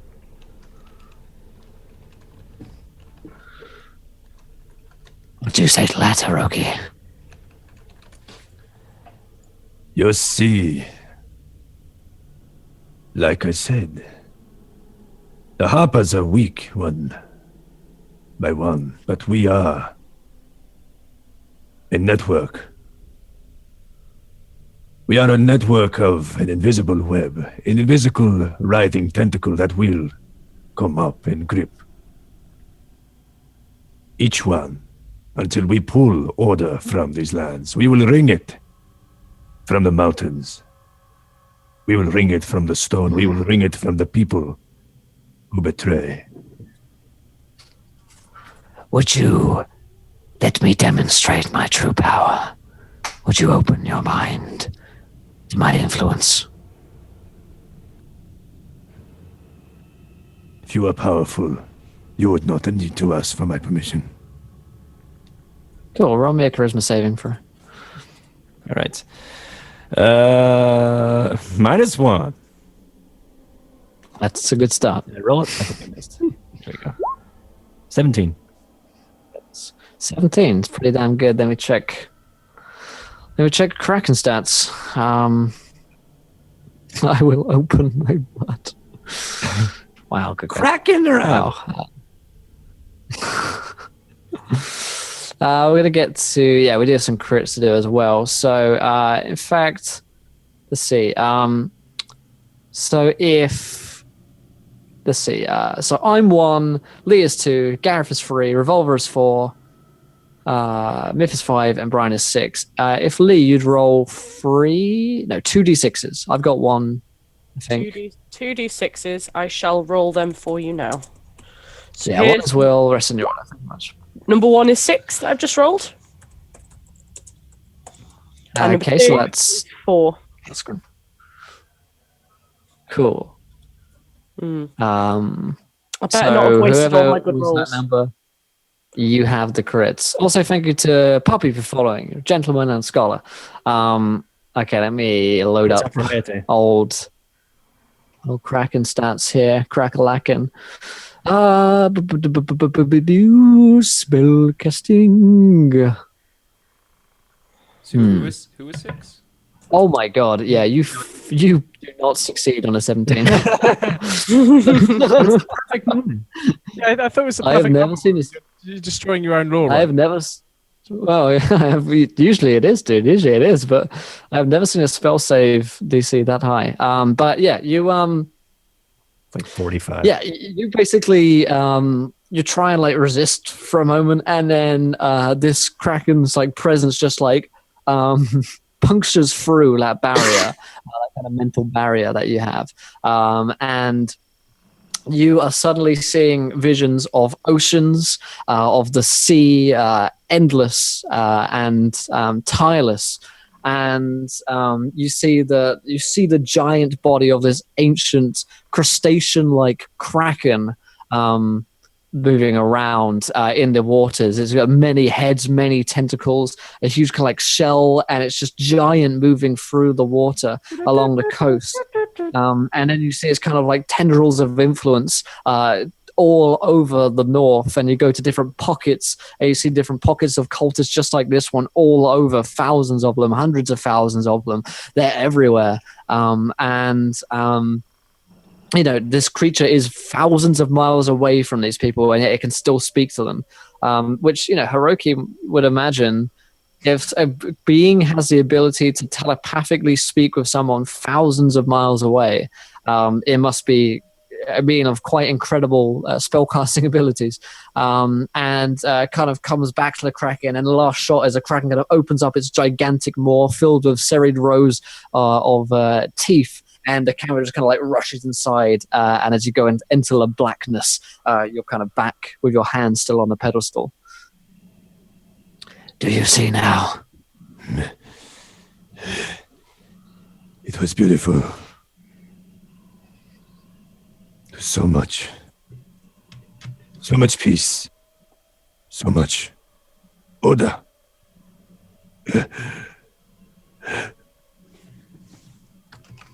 I'm like sweating now. Yeah.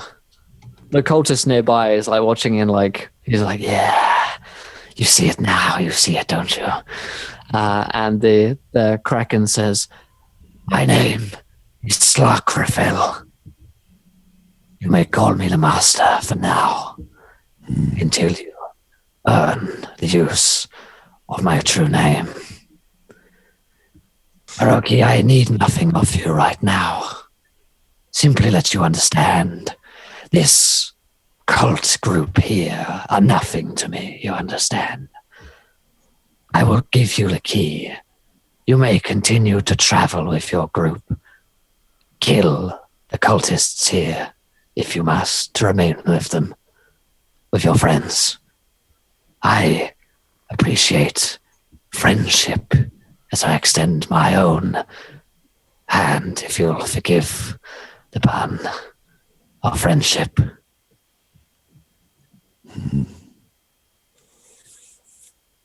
I forgive you. Very well. Thank you. You're welcome, and do not speak of this to your friends. Very well. You have my word. Don't worry about that. That's just my backing group coming in. Beep, beep, beep. It sounds like a really fast whale. I have another performance. Another gig. Na na na na na na na. What's my age again? Uncle Kraken. The Kraken Follow me, acapella group. my cult. My friends say I should act my age. No one likes you when you're 23. 1,000 million years old. So he says, thank you, Heroki, for letting me, well, make you understand. Thank you for the visions of peace within the waters after the storm. And the current cultist kind of like pulls your hands like away. He says, "Did you see it? Did you see? Oh, what did you see? Did he speak with you? Was his presence here? No, I sensed it. Did I sense it? I think so. It was very hard to explain. Did he give you instruction? Did he give me any instruction? What does he need of me?" You know when you wake up from a dream and you have mere seconds before you lose a dream entirely. There are patches I remember, but the context I do not. I'm sorry. I had a vision. I saw him, but I do not remember what it was. The meat of the matter. That is traveling. Well, I suppose we should go back up Yeah. to the cathedral. He turns towards the door. I do remember, now that I'm thinking about what it is I saw here, I do remember a voice. Yes. What was Waves of crashing upon the rocks, and within the wave sound I hear the key. The key. The key. And I don't know if he's saying my name, Heroki, but I think it was get the key. He must Something mean, like he that. must mean the key. What is that? What is the key? Please show that to me. The item that we're the item that we're protecting. We're trying to send it to the master.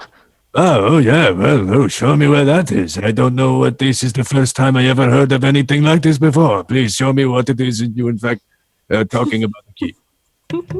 Sorry for the master. The master mentioned it. He must want it for you. But come with me. Come with me. And he starts to lead you downwards through the catacombs. So, coming back to the other group, currently, you guys are just like busted in through the window after you hear these horrific screams and the smell of burning flesh as the water has been fully created by Ifrin over the past few moments here. And all Birch has to do is point a stick at it and unleash the lightning and immediate frying. Immediate frying just ensues. There's basically nothing the cultists can do to stop the water. None of them are spellcasters. But you can go ahead and describe to me how you pull this off and what it looks like. Yeah, so I imagine like I smash one of the guy's face against the wall. I somersault back and kind of point this wand at the water, and I say, "We gave you ample time." That's an electricity pun. And then I fire the lightning. Ampere time. I fire. Don't shake your head. Your DM just goes. You know. So disappointed. Or I could just say what, and then I Say what? Say what? Say what? Take that.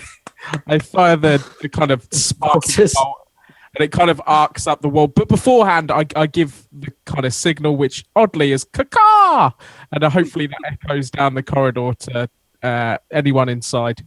Was that the crow or an Aarakocra? I don't know. I think he said So, To get out of the water. But yeah, this kind of. I think that's the same. And when everyone inside is like, when the water busts through the door and everyone is like standing there like being shocked, and the scream, like we wait for the screaming to stop, and then I'm gonna kind of nod to Ember and like vault over the window, and we kind of start running inside like Mission Impossible style, looking for someone to cleave down, I guess. Swinging hammers and swords and going sick. Absolutely. Cool. So we have had a bunch of view decisions being triggered today. So we're going to get them in the big old view decision here as these guys enter inside after the shocking display. So underneath this line here in the chat, kill me. You guys can throw some ideas as to what happens next. I believe we're taking like the top 3 or 4 ideas, so we're just going to throw them together in one gigantic mess of viewer decision. So throw in a bunch of ideas as to what could happen next. They are currently in a cathedral. All the cultists are dead above ground, but Heroki and the cultists are going below to go and find the key, whilst the others are breaking in above. They don't know that Heroki has been speaking to the Kraken at this point and potentially thinking about joining up to the old Kraken, because good old Slaughterfell seems to be, he's got a lot of things going, got a lot of things going for him, a lot of fish in the sea. Slaughterfell's the biggest, really. So get some ideas out and we'll see what happens next. Also, if you haven't followed yet, hit that follow button and join us. If you haven't already, we're here 5 nights a week, 10 shows a week, current encounter roleplay, so hit that button and join us. Also, if you haven't retweeted, here is a tweet for you guys. When it hits 30 retweets, if you've already hit 20, you guys get to decide something, which happens next. Yeah, whoever's doing the poll, click multiple voting if possible, so they can have several votes and things. That'd be cool. There is the link for you guys. So, yeah, I mean, it was requested, so there you go. It wasn't me. Blame Tool School. Hashtag blame Tool School. So, yeah, I'm you guys forward enter into the decision. Go ahead, mate. I said I'm looking Break up, forward to Mita. 4 decisions at once. That's R.I.P. in peace. Oh, yeah. yeah. I think the most I've done is 3 at once. Maybe 2, actually. I don't know. What about Should be you? good. I'm sure there's a Was that, mate? film about that. Right, it's an awful pun. Yeah, no, sorry, I couldn't hear it over how shit that pun was. All I heard was. I was just insinuating you had sex with 3 men at the same time. Oh, Gotcha. Yeah. Gotcha. And you don't need to insinuate. It's just fact. I mean, Dude, you don't need to hint at. I mean, you were there. Gareth, you were one of them. Let's be honest. In fact, that was probably two of them, Will. I don't know why you're smoking, Cord, because I'm blushing. I'm just remembering. I remember you back. Yeah, I remember like it was yesterday. Because it was. that cold winter's night. reminiscing.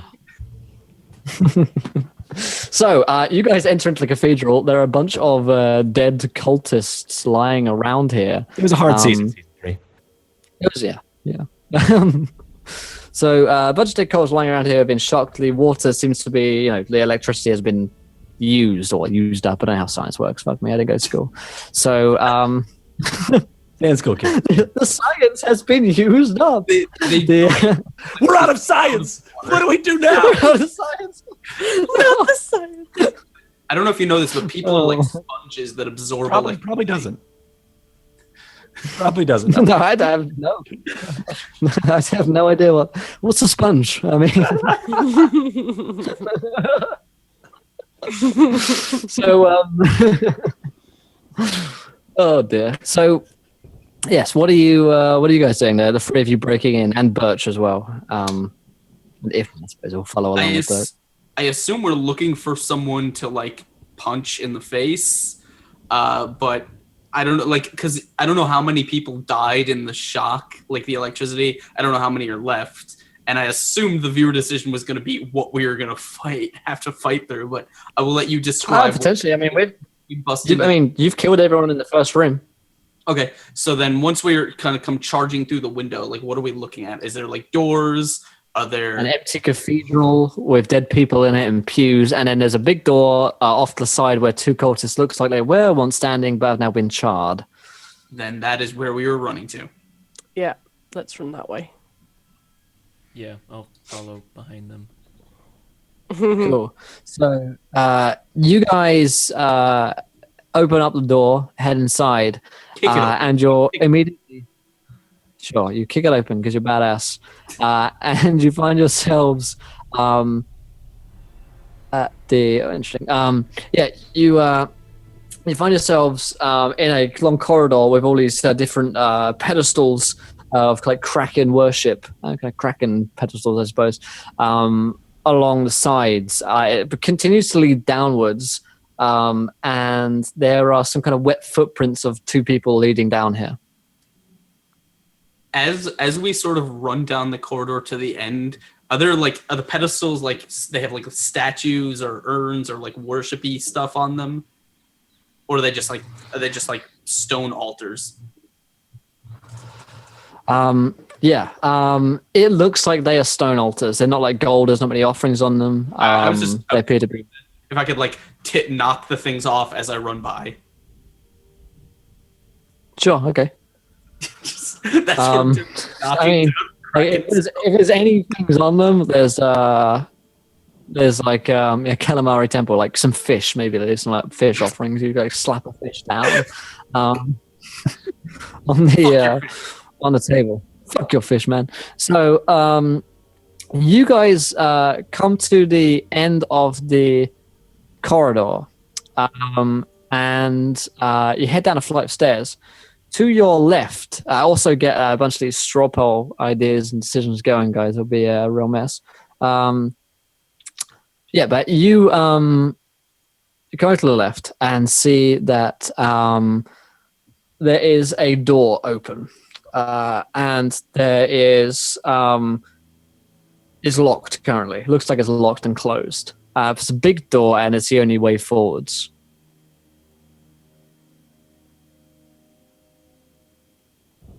What do you guys do with the door? It's just one door, right? Smash it. I try and open it. Yeah, the door is locked when you attempt to open it. I will kind of be like, it's all right, guys, I've got this, and I make a show of like pulling my gloves on so they're nice and tight, and then I will attempt to pick the lock because I have gloves that make me incredibly confident. Nice. and I like showing off Nice. my. Awesome. Roll me the thieves tools. Whoop, whoop. If you have any, or just sleight of hand if you don't have any Yeah. thieves tools. No, just sleight of hand. So that's 9 plus 5. So 9. 9 plus 5 sounds like it might be 14. You maybe, I'm not too sure. You you open it up, and you see before you a room, a very large chamber. In fact, the chamber's floor is covered in water up to like your ankles. There is one gigantic pedestal off the right-hand side of the room. At this pedestal, there is a gigantic kind of frieze of a Kraken behind a human, and the Kraken has got his like tentacles, and it's placing them up against the pedestal, and the human is placing his 2 hands like so. In total, there look to be, a bunch of different like hand placements where the tentacles are placed and where the hands are placed in this frame. There is also a pool of water. The pool of water looks only about big enough for one person to get within, but it does look like it's very deep. You also see movement coming from the water. There is something which apparently is inside the water. You also see that hanging from the ceiling from gibbets, which are the cages suspended, which are kind of, you leave people to get eaten by birds and stuff in them, are dwarves. There are about 10 dwarves. Are they alive? And they're going to be captured. They do appear to be alive. They look incredibly kind of tortured and brutalized. And they are kind of like suspended up there. Some of them make a few kind of groans. None of them really like scream out for help or anything. Also in this room, Heroki and the cultist guy. But let's rewind in time just like a minute beforehand, where before you guys have entered, whilst where Heroki and the cultist just open this door up. So he says, inside is where we've been keeping them, you see.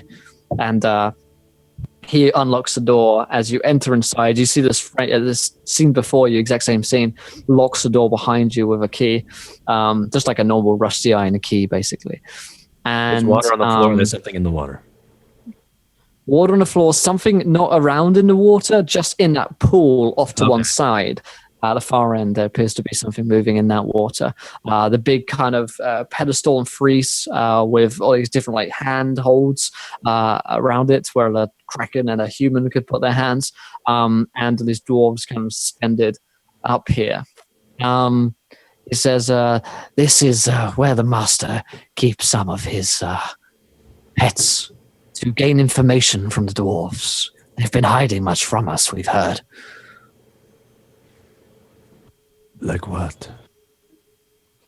Well, one of them revealed to us that the king under the mountain, the Light Vein himself, has been under attack by giants. And that's meant that we are able to send forces down there to aid him. We've been helping. Oh, yes, fighting the giants at every turn. Good.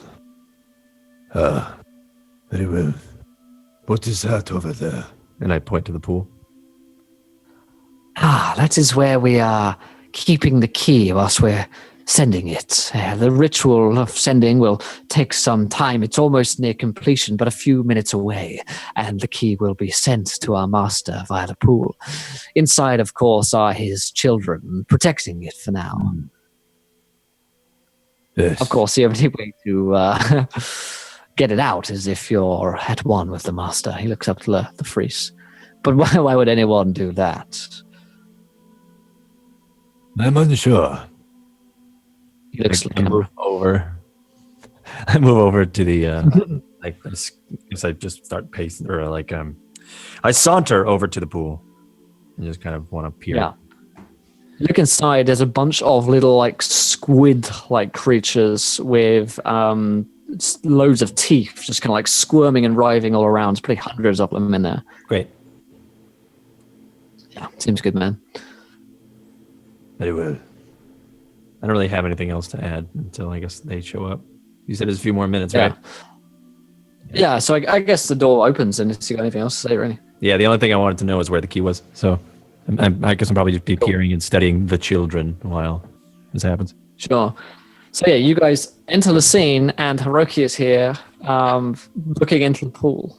So before we get started, question: you said the room itself has like a layer of water just on the floor. Correct. Okay, does that spill out into the hallway? Not really. It's got kind of got a lip to the room. Then I will sort of standing on the edge, like when the door opens, I'm gonna sort of pull my bow out, like when I see Heroki, and I say, Heroki, what's going on here? I've found it. What I've been looking for.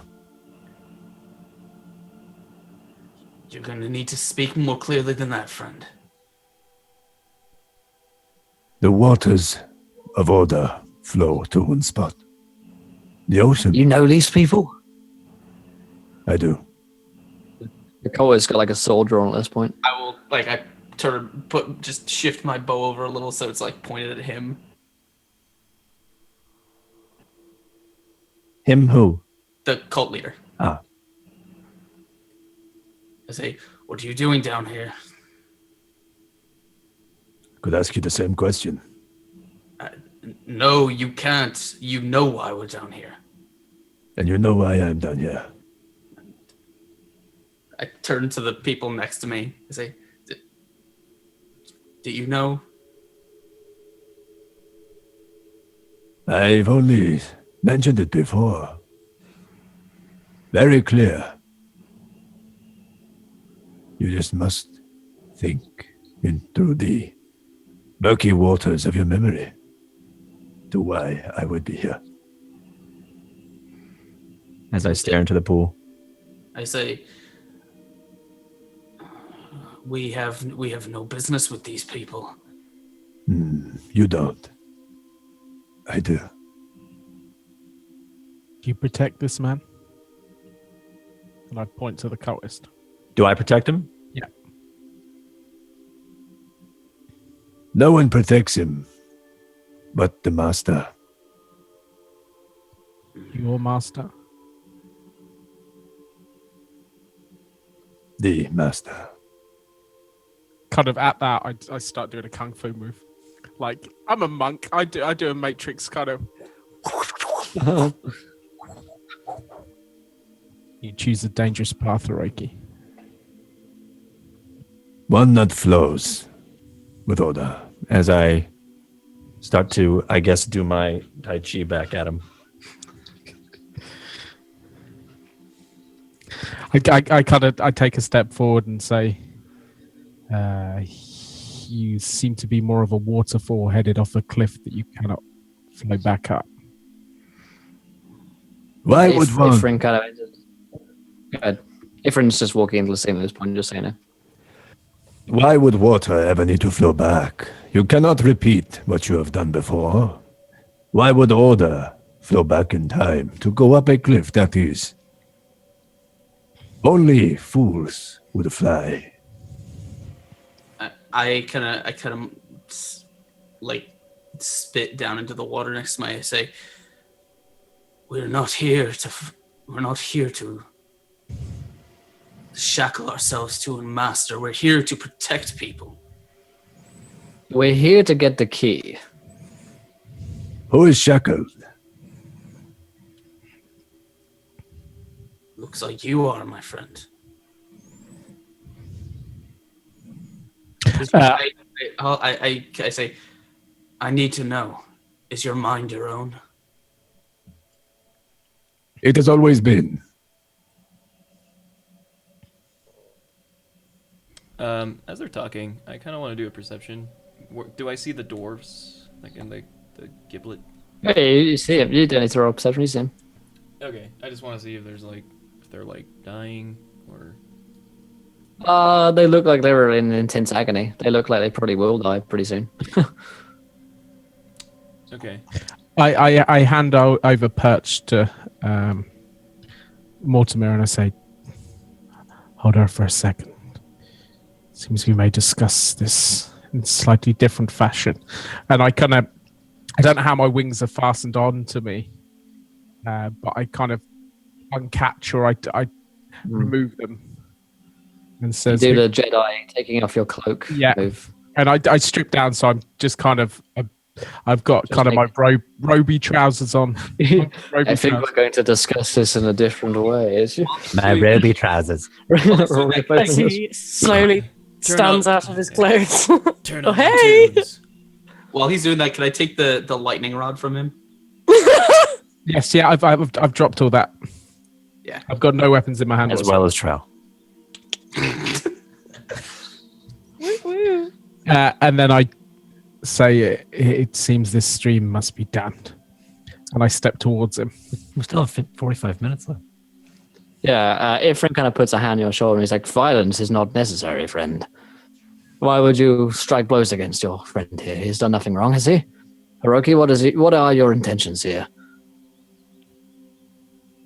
My intentions is the same as it has been. A man who is knowledgeable about who I am, who walks with giants, would know who and what I am doing here. Am I wrong? You seek to side with a group who wants to free something which could be incredibly dangerous to everyone. We were told that these dragons were pacified, locked up for a reason to protect these lands, and they seek to set it free. The reflections of the river you stare into are an illusion. You must part the waters, and let order shine through. But practices like this, and he kind of raises his hand up towards the dwarves, are surely not humane. How could you ally yourselves with ones who would do such things? Look around you, Heroki. There are evil men here. They may well be well-intentioned as yourself, Evil. but their acts... Evil is only an interpretation of what we think. You see, these hanging dwarves here are a bit of a tactic, a way of getting intelligence. You see, the king under the mountain is weak. He needs help. The master has helped him, but the only way that they could be helping is getting the information through these. These people here have given their lives as well as information to help their king. They have died for their king. You know, the Harpers do very similar acts like this. It is not far from where I have come from. To gain information for the better of the world and the life you live. I kind of hit, like, squinted. I'm still pointing my bow at the cultist. I say, so you intend to trade one cruel yoke for another and call it justice? I no trade. I'm not trading anything. I'm accepting one more life. Accepting one more path that will blend and wash over me and create a second person, a second sheen of life, one full of faith, one with salt upon the water. I'll kind of interject here, be like, think about all the good times we had, man. Like, think of Baron, the old guy. He's pretty cool. What would he say about torturing these dwarves? I mean, if you're helping him, why are you torturing him? Why didn't you just ask him, questions or what, Baron! You ask Baron what he has done to gain the information he has. You ask Baron what the Harpers have done to help the world that you live in. But You see, but you're better than them. we're not better. You are not better than a Harper. You think you, Mortimer, can actually,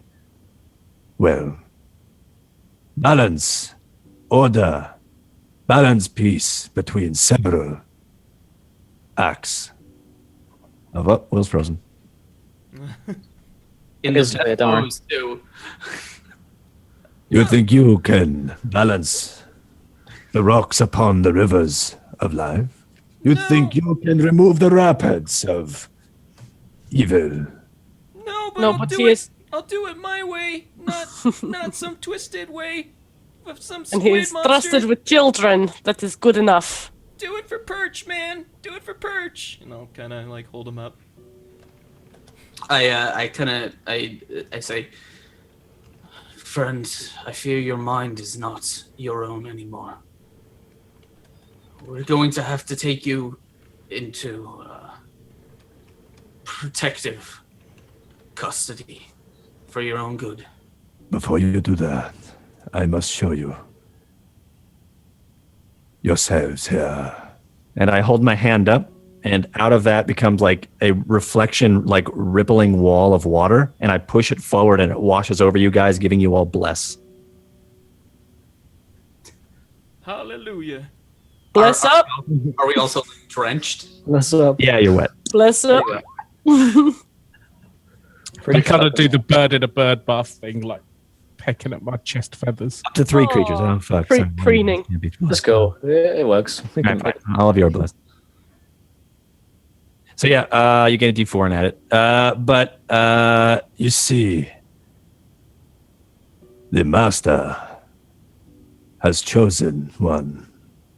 and I look towards the cultist. I remember my dream now, my vision before with the crumbling mountains here.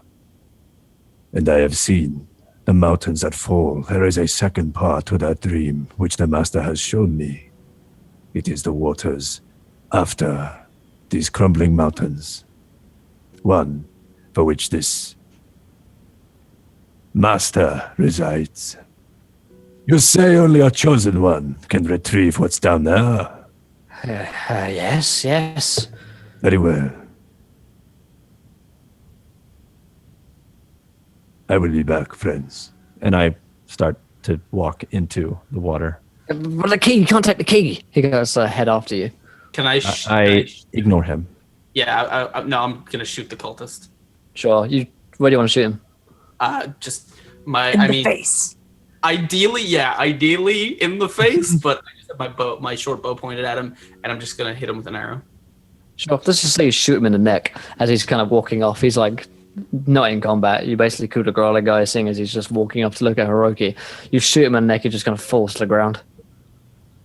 And then I will kind of, I don't know, are the rest of the guys gonna run after Heroki or anything like that? Like, I know. I imagine Heroki's just like dives in the water, right? yeah. I just slowly pace slowly just step into the water. Okay, Dramatically. cool. Cool. And thank you to Unbutton My Spandex, Call Me Jill, for following. Welcome to the adventure, my friend. You're a gentle lady and scholar. Thanks for joining us. Oh, you're the reason that I couldn't get that name. Yeah. Amazing.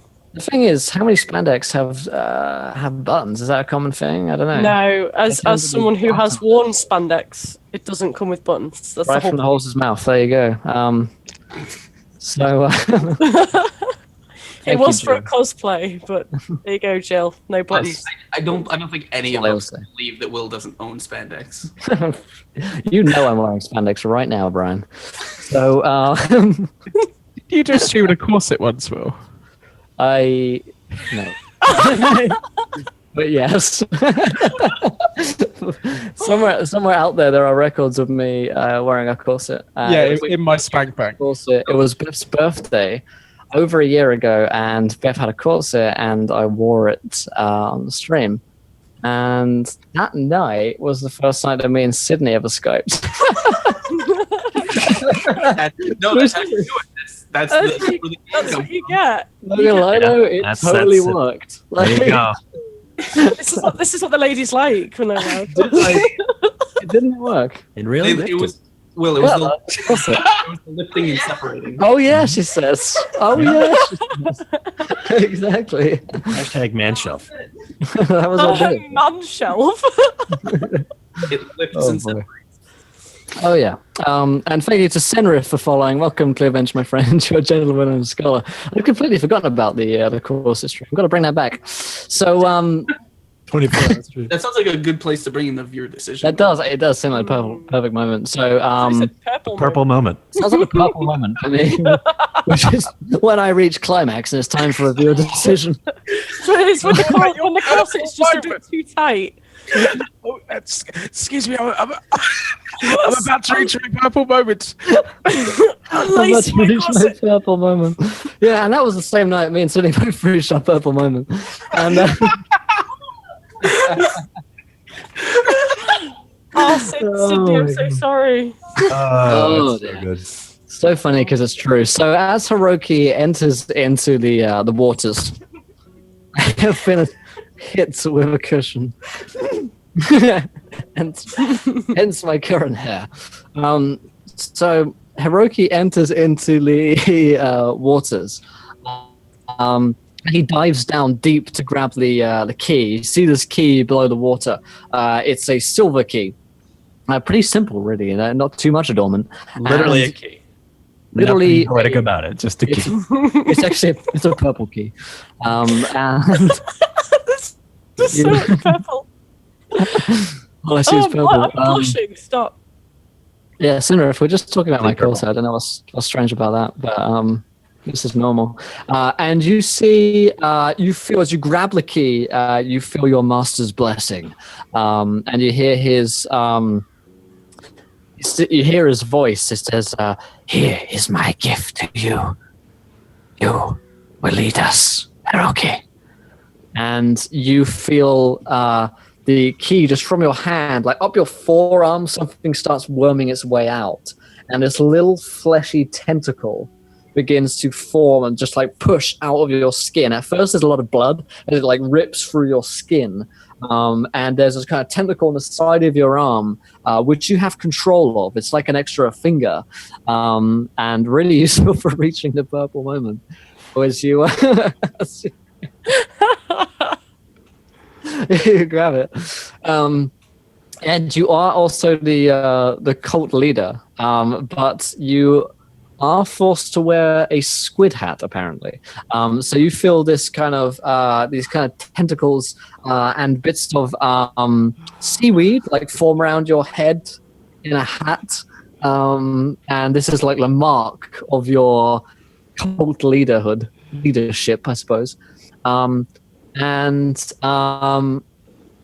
you also down here by the key, you stumble upon a porcelain doll that looks all too like Ember. Oh, for fuck's sake, chat! Oh my god. Dolls! More And- dolls! And also at the same time, everybody rolls a d10,000. Now I'll count upon you guys to look this up because there are 5 of them. So if you'd look those up in your Thank you, in your chat. own time, that'll be perfect. Thank you guys for all of your decisions, all the followers, and everything like that. If you'd like more of your decisions, hit that follow button and join us. If you're new to the show, we're here 5 nights a week. 10 shows a week, 150 hours of D&D every single month, along with a monthly 24-hour D&D stream. The next 24-hour stream is probably going to be on October 29th, I believe. Saturday 29th, I believe, is the date for the next one. And there will be a lot of shenanigans there. It'll be the number 14, the 14th 24-hour D&D stream. So month 2 of year 2. So Mine is amazing. no- bro. It's literally What's the that? best viewer decision in the world. what did you say? Next enemy to wound the caster is thrown 4d6 hours into the future. That's so good. That's great. I was reading mine, and this isn't what it says. It says the target is tightly swaddled in a course, and I read that as that, Corset. and I'm like, nope, I'm done reading there. That's it. Can we ignore Brian's viewer decision, like D10K, and make that his? Let's make No, it a no, course. That is, Let's make it a course. Mine is Absolutely. when caster next enters a town, she's recognized as a vampire. Ooh, okay.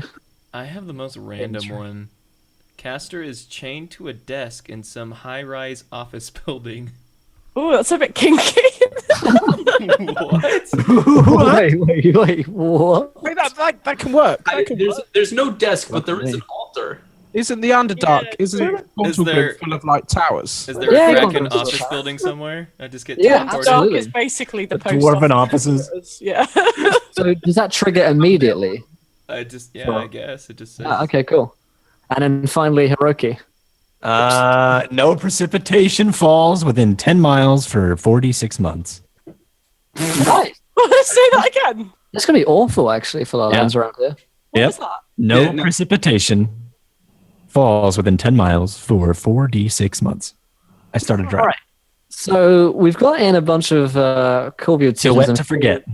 D10Ks, yeah, to forget. But if, for instance, Ember remind me of the vampire one, anyone's write them down in your character sheet because I will likely forget them with a million things to track. No But, worries. I'm gonna um, write a little note here.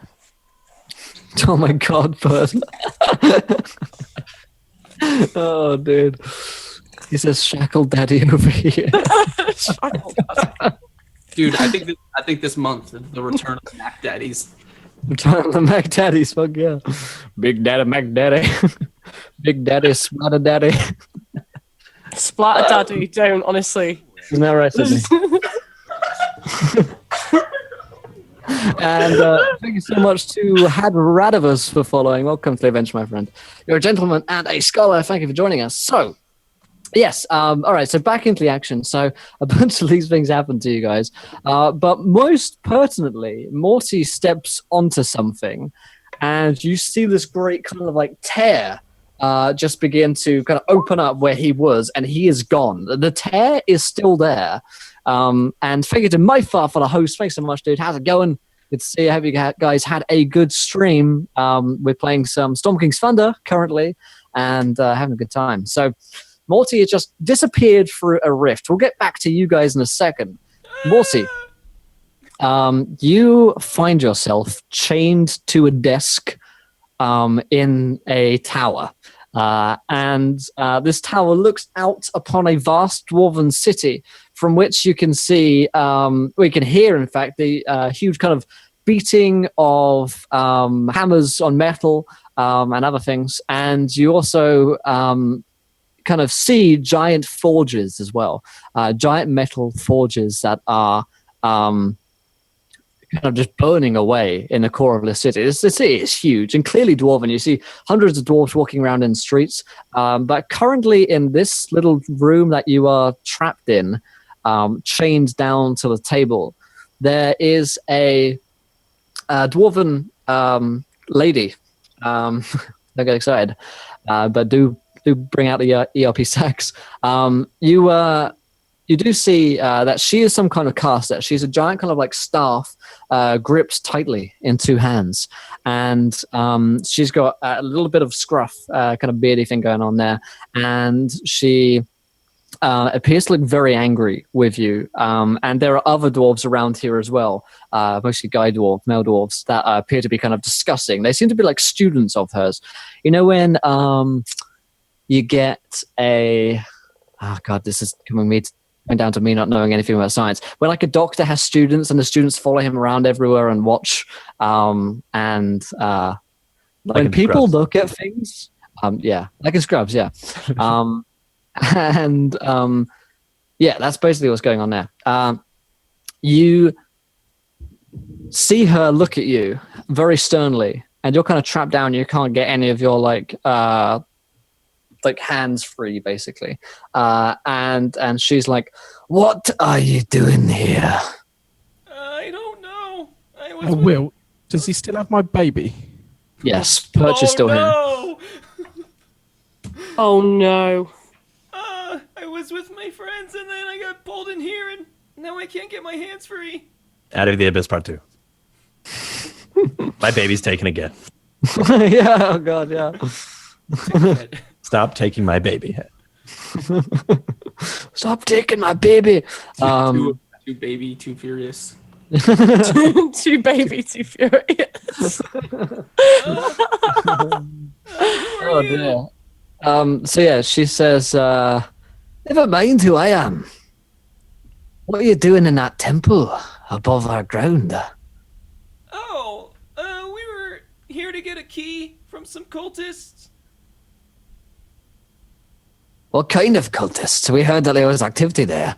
Are you some kind of soldier? You don't look like one. Oh, I'm a hunter. And I'll try to like. What kind of creature are you? Are you a gnome? Are you one of the halflings? We don't see many around here. Oh yeah, I'm a halfling. No, I'll kind of. Can I stand up? Even though No. I'm like, okay. No.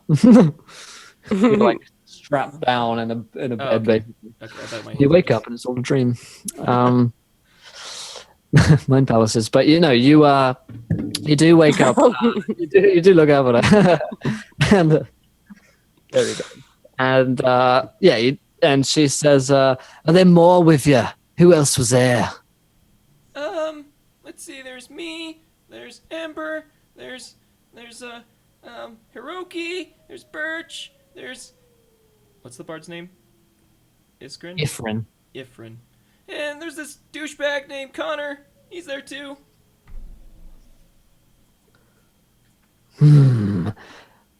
What does this key open? Oh, a lock. To what? What's inside? I'm obviously gonna lie, but just some Yeah. treasure. Like we heard about some really cool treasure, and we need the key so we can open it. Deception check. She will roll insight. Oh, buddy. She rolled a 20. Yeah, I got a 3. She strikes you with her staff just across the face. It's like, feel like two things spat out. She's like, "Tell me the truth." No. Not in front of the little perch. It opens a lock to a dragon. Dragon. What kind of dragon? I don't know. Why are you trying to free a dragon? We're not. We're trying to prevent it. Why? Oh, what's going on up there? Well, there's some giants fighting dragons, and people are dying, and villages are Giants. The dragons are allies against the giants. We're having giant problems down here too. dying. Oh no, they hate each other. Right. Your friends. Do they mean harm to the dwarves? No, I mean dwarves are cool.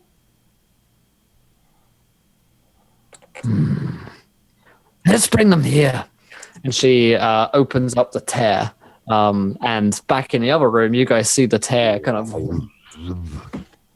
come back again where Mortimer's disappeared through. Mortimer does not appear to come out of the tear. So can we see through it, or is it just like a rainbow spectrum-y colour-y thing? Sorry, it's just because Birch is gay, not everything is rainbow colored, okay? So it is it is a steely grey kind of You had to think of another colour for it to be, didn't you? Because you just made me a break. well, I was going to say, the rainbow portal opens up going to Shiny Town. It's a spectrum. It's a cast of light. The rainbow dwarves would like to speak with you. Hey, we're the rainbow dwarves. Come along to our house. It's great fun. Welcome to the house of fun. Are they wearing rainbow spandex? They are, yeah. With buttons on With them. buttons, yes. I just want to tell you that your beard looks absolutely cute today. You look so fabulous. You look I think great. I'm gonna bead my beard. Okay, I did first. I'm still kind of stood next to the giant watery pool that. Yeah, we're all looking down into it, I assume. I emerged so from the pool Heroki now. comes out. Yeah. Yeah. That's like a freeze frame with everyone's faces in like a circle. Tentacle, weird fucking hat. Yeah, Hiroki comes out with an extra tentacle on his arm and a squid hat. And a squid hat. Yes. I don't know what happened down there. I just kind of This like happened. And it like wraps around my arm. Would Do you we like ha- me to cut it off? Yes. Do we No, have? no. It is a gift from the master. Okay. I say, did he also make you wear that hat? No, this is one of its children. It has latched on and hasn't let go. Right. All right. Someone knock him out. Don't you touch me. I will get like beak to If you nose. knock me out, I will rise stronger and more powerful than you could ever imagine. That's not how it works. I'll get right up in his face and I'll say, I'm not sure what you've agreed to. I'm not sure what your end game is in this, but just be careful. You trusted me to talk to the dragon and accept his gifts, and I guess I have to go along and follow your lead, but if you put me, my daughter, or any of my friends in danger, I'll be the first to strike you down. Very well. I kind of I grab my stuff from the top of the steps, or I strip down, ready for a fight. Are the dwarfs actually saying anything? The ones on the ceiling, they're not crying out in pain or anything? Kind of moaning occasionally. How many are there? Not all dwarves. There's like 10 of them. Oh god, I'm about the only person that can get them. Can I walk over to the portal, like where that woman is? The hell is that? Yeah, you can't see it currently, but yeah. Oh, I thought you said like we could see through the portal. What no, is no, that the there? exact opposite. You just see colors, basically. Oh, can I walk over to it and I'd be like, hello? Is there anyone there? Yes, come through. Would rather not right now. Who exactly are you? Listen, I'm the rune priest of Gauntlgrym. The king would like to speak with you. The king. This is Mr. Lightvein, right? King. Lightvein. Right. Do you happen to have a very small man carrying a bird? I just kind of an aracocra, not a bird. Hey, there's some weird gnome kid here. I say, is he doing anything? Has he broken anything? Not yet. We got him tied down. But if he's a danger, you can come and get him. No, keep him there. He has a little bird with him though, right? Aye. There's a wee one here. Right. Keep him there. Don't touch the bird. Does his voice sound like a siren's fart? Yeah. Hey, that's quite poetic, actually. Wait. Does it sound like that? If the bird starts crying, you just need to vomit. That calms it right down. We'll be through in just a minute. Into its mouth. I will start to get the dwarves down. I'll fly up to them with my wings and start to pull them down. Okay, cool. You can pull down the dwarves. They're all kind of like really like sick and unwell. Thank you. Oh. You get them down. It takes a little while though. I figure it's good bartering. Like we saved. Hopefully they're friends. I assume all dwarves are friends. In the way that I've preached against with Arakokra, but anyway. Okay. It's not okay. Sorry, any dwarves watching with, from Forgotten Realms, from Gauntlgrym. Yeah, man. Sorry about Gareth. Not cool. It's not cool, no.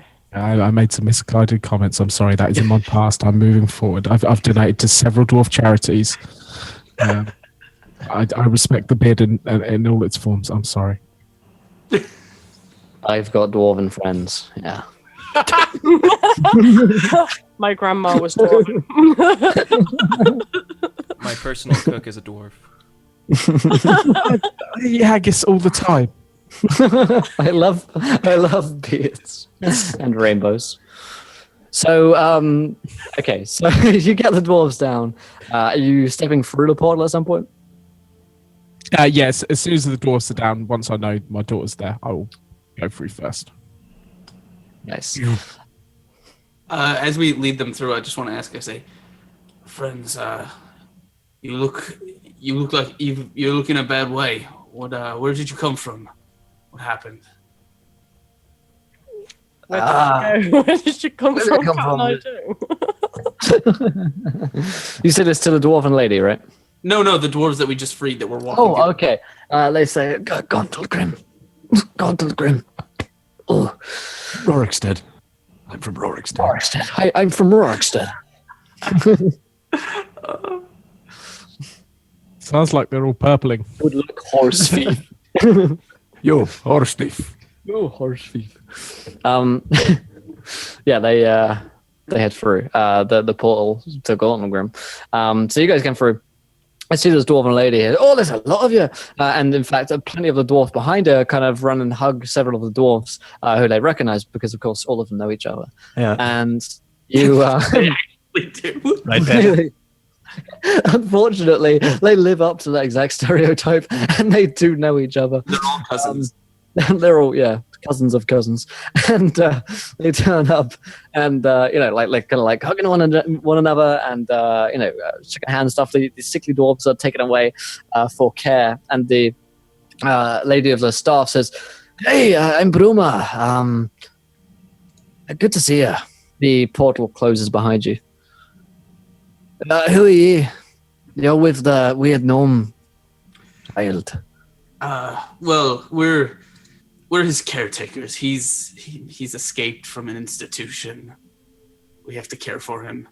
Hey, looks like he's got some kind of bird with him. Not sure what's going on. No, that's his. And I point to. Oh, what the feck are you? I am an Aarakocra, and just as you are not a small hairy child, That is rude. I'm not a bird. That kind of language is not okay around here. Listen, we're wondering what the feck you were doing up in our temple. Well, We're in Gauntlgrym right now, right? yeah, looks Good. like I it. take off the fucking squid hat and step on it. Comes off. It's actually your hair. Your hair is now 10 times. You're now bald.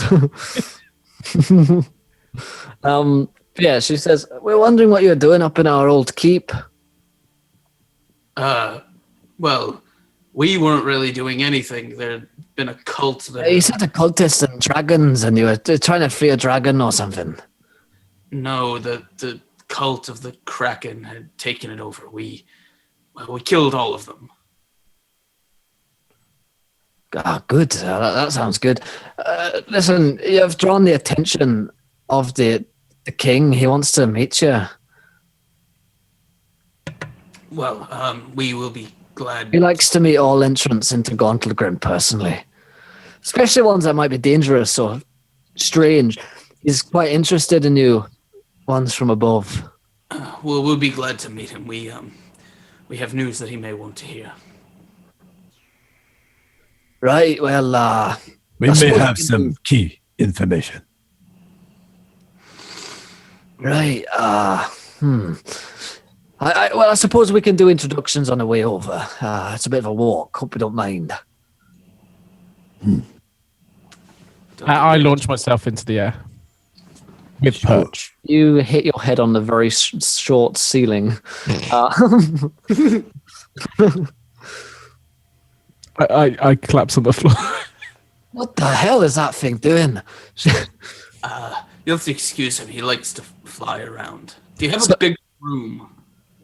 What is big? Is it completely warm? So I can't see the. I'd actually, as soon as I find notice I can't see the ceiling, I immediately start to freak out and pace and act irrationally more than usual. Yeah. Like a very claustrophobic feeling. So, you guys head on over, along with the. Did they unchain me? No. Hey Current- guys, no. don't forget about me. Hey, she does your shackles. Nearly forgot about you. And together, you guys start walking up out of the tower. There's several steps, a series of steps through this tower until you come out into Gauntlgrym proper. Plopper. And you see Plop, I hardly know her. you see all along the streets here, hundreds of dwarves walking. A lot of them are kind of mailed and guarded. Last time we saw Gauntlgrym, there weren't many troops around whatsoever, but now it's kind of filled with soldiers and huge forges as well. People kind of every street. There's a smithy, there's a blacksmith, and there's a few tanners around here as well. But mostly it's just making metal things. That is the dwarves' work, as well as mining as well. Huge mines, you come up with the mine. They call it the mine. Call it a mine. This is no mine. It's a tomb. You see that there's this very large kind of similar style cathedral that you saw before above ground, but this is altogether more grandiose and well kept. There are hundreds of dwarven soldiers on patrol around here, and they kind of. Bruma just discards them, kind of like waves a hand and they're out of her way. They obviously recognize her status and power. You open up these, the doors are open up for you, I suppose. Open the gate. And these huge doors swing open outwards into a grand hall fit for a king, filled with braziers and forges stoking around here. Hundreds and hundreds of forges are kind of like bellowing out here. And there's lots of dwarves within as well. And seated on the far end of the room on a gigantic throne, stone throne, sits King Orin Lightfane. By his side, there's a young girl. Young girl with, I believe, very silver hair. And she, at this point, is a young kind of teenager. And she's a dwarf as well. And she is wearing the clothes of a princess for a dwarf. She still has like a coat of armor on, but her clothes look very fine indeed. And Myth, would you mind describing King Orin Lightfane for us? So Orin Lightfane has last time we saw him, he had black hair pulled tightly into like a gold ring, like a big bun gold ring, and a beard that he was slowly braiding throughout the adventure of Out of the Abyss. There's been times where he has actually eaten his beard because he's been going mad, but I guess those have been brushed out and shaped back to its normal, grandiose dwarven form. It's now fully braided. Two giant braids go down, and then they separate to show like the medallion around his neck of Gauntlgrym. And yeah, it's picture like a Gerard Butler in dwarf makeup, and you probably have him. Yeah. So as you guys enter the hallway, and to kind of wrap up this episode here, what is King Orin Lightfane's greeting to the giant walkers?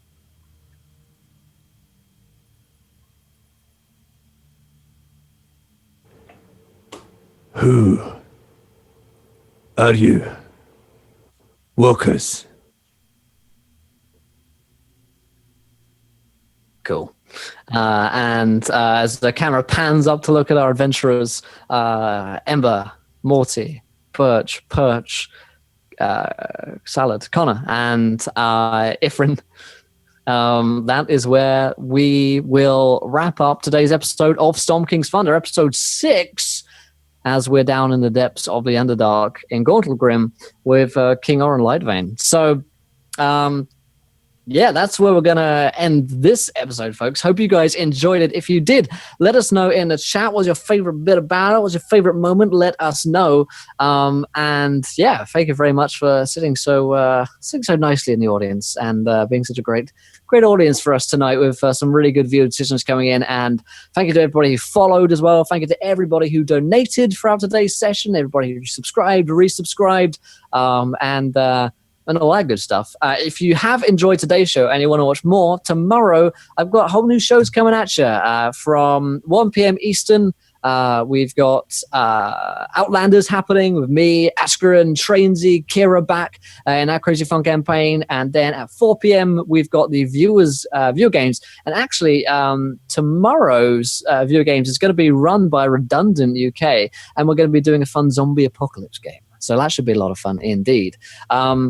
So yeah, if you enjoyed us, hit that follow button, and we've got all our social media and stuff as well. You can catch up on the YouTubes. If you missed any of this campaign at all, then you can catch it all up on there in the playlist.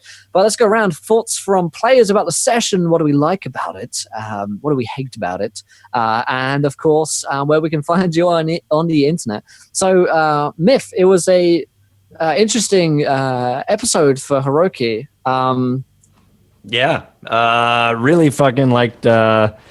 I liked going, and I liked the viewer decision of getting a weird tentacle, and also becoming the leader of the cultists. That's really, really cool. I really enjoyed, I think, the scene, kind of debating with the giant squid, the Kraken, as well as kind of cryptically trying to speak, just to stay to cryptically talking to the party, but probably failing, that he is still on their side, but not wanting to give too much away to the leader. Yeah. But yeah, that was a lot of fun. Of course, I also liked Oren coming back, and just didn't realize how hard it was going from this voice here to this voice. I can't even go into it. I spent this whole week being like, right, no, listen here, there, and now I could go into it. But it's hard to do that switch. But yeah. Well, I'm excited for next week. Awesome. And where can we find you on the internet? Yes. You can find me here at twitch.tv/Encounter Roleplay on Wednesdays, as well as my own channel every other, time of the week. Mythomatic, twitch.tv/Mythomatic. I have a Twitter. I have a YouTube where I put role-playing tips, as well as content of my role-playing streams, where I will stream on my ARC server. I have a Twitter. I have an Instagram. I have a Tumblr. I have a Snapchat. So hang out and follow me on all the things, and I'll be waiting. Live Jasmine, of course. Perfect. And Live Jasmine, yeah. Yeah, most importantly. Yeah. Askren, thoughts on the session, and where can we find you these days? Hello, everyone. My name is Askren, and hi guys. My name is Askren. I enjoyed the session a lot because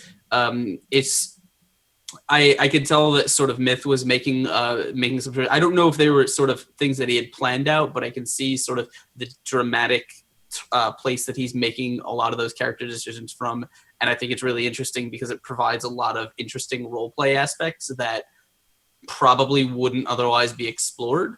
I kind of like inter-party conflict when it's not, when it's more cerebral than just two people, people smacking each other around. I'm lawful good. I'm lawful evil. Fuck you. Let's fight. That's kind of passe. But I really like the more cerebral, intellectual kind of party conflict that sparks debate between characters. That's always interesting to me. So a ton of fun all around. As always, these guys are like the best role players that I know, and I love hanging out with them. So always a good time. You can find me on the Exploding Dice channel. The link is in chat. So thank you for Muldark for providing that, where we play live D&D every Sunday at 8 p.m. Eastern. Also, I have a talk show called Fuzzy Dice every Tuesday, where I interview podcasters and Twitch streamers and game designers and all that good stuff. And then I'm here twice a week for Stormking's Thunder, and then tomorrow for Outlanders, having a great time with both of those games. You can follow me on Twitter. It's just @Askren. Come say hi. That's it. Okay. Revolver, thanks for hanging out with me for a full 6 hours today, my friend, and for running the stream. So, Yeah, of course. thoughts on the session, of course. How did it go we prepped it together. How did the expectation of the prep go through the actual like playing through for you? How was that experience? I hate that I had so much fun. I just hate that. But it was a lot of fun. It sucks. It sucks when that happens. Yeah, it's I wasn't horrible. planning on having fun today. Did. But being part of like the creative process for today, I'm really, really interested to see where things go. And I'm kind of sad that some things didn't happen, but it's okay. That's how D&D works. But yeah, I had a lot of fun. I thought my favorite part was the Kraken talking to Myth. That was really cool. I enjoyed that scene. anything as well, yeah. like when a PC talks to like a god or a demigod or like some huge creature of like unproportional strength is really fun. Yeah. Cool. And where can we find you, my friend? Yeah, you can find me on the Twitches. Revolver C at Twitch, and also on Twitter, Revolver C TV. And yeah, that's about it. Awesome. Cool. Lee. Hello. I'm feeling pretty damn purple about this session. Feeling purple. It's all the courses, really. Blue purple. It was really fun. Had lots of fun.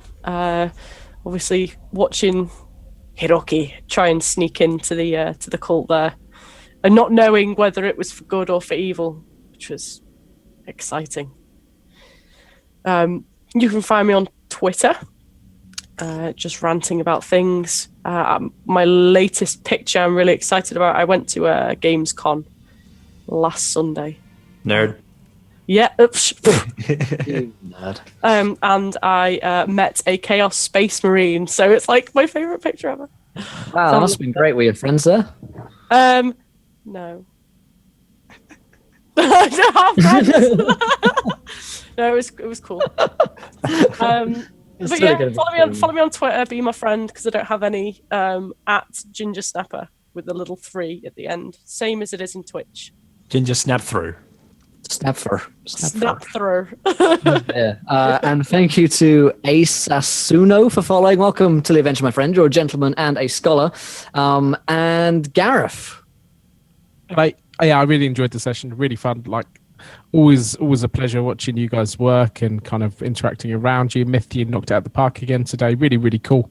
It's going to be really kind of cool to butt heads and kind of see where your character's going and where our characters go. It's kind of. I did say my head. But no, really, really good. Really enjoyed it. Love these Wednesday sessions. It's really the middle of my week, but it's one of the highlights as well. It really is the middle of my week. Let's put that on the cover, Will. My name is Suddenly Pandas. You can follow me if you want, and I enjoy the most intense purple moments. Oh yes, indeed. If you had a purple moment tonight, then let us know. And of course, remember, if you have a purple moment for longer than 4 hours, please do consult your local GP. It is You might be watching Encounter Roleplay. Yeah, or either that or you've been watching Encounter Roleplay for far too long, in which case you must have been watching all of our content, because we're here 5 days a week, 6 shows a week, 6 hours a day, and we have a YouTube community where you can go and find all of our VODs on YouTube. They usually go up a day or two after they are streamed, so go check us out there. Had a lot of fun myself. My personal favorite scenes were indeed the one of the Kraken finally getting to voice Larkrafel was a lot of fun, and watching that scene play out between Hiroki and the rest of the party to see how that would go. I was messaging Cord saying, is this where Hiroki dies? Because What are you doing? you never know what that man has planned, and it is a pleasure to watch it being played out of you guys. So until tomorrow, I suppose, and next week for Storm King's Thunder. Tomorrow I'm back with once again Outlanders of Askren, and then following along Zombie Apocalypse viewer game. So it should be a lot of fun. If you want to play in that, !play, you can come along, join me every single week, and watch out for those purple moments. What happened to Mr. Horse? He had a extended purple moment. We'll see how it goes. Yeah, we'll see how it goes sooner or later.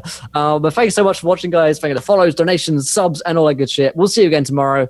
And until then, try not to have an extended purple moment with Horse-sized purple moment. A horse-sized purple moment, especially Consent is important for purple moments, of course. Yes. And of course, until next time, try not to roll too many nat ones on those purple moments because we're going to be joining in, having fun, and the purple moments when you guys are having them along In the way. the cuddle nest. We'll see you next time, guys. And enjoy the cuddle zone whilst you're gone.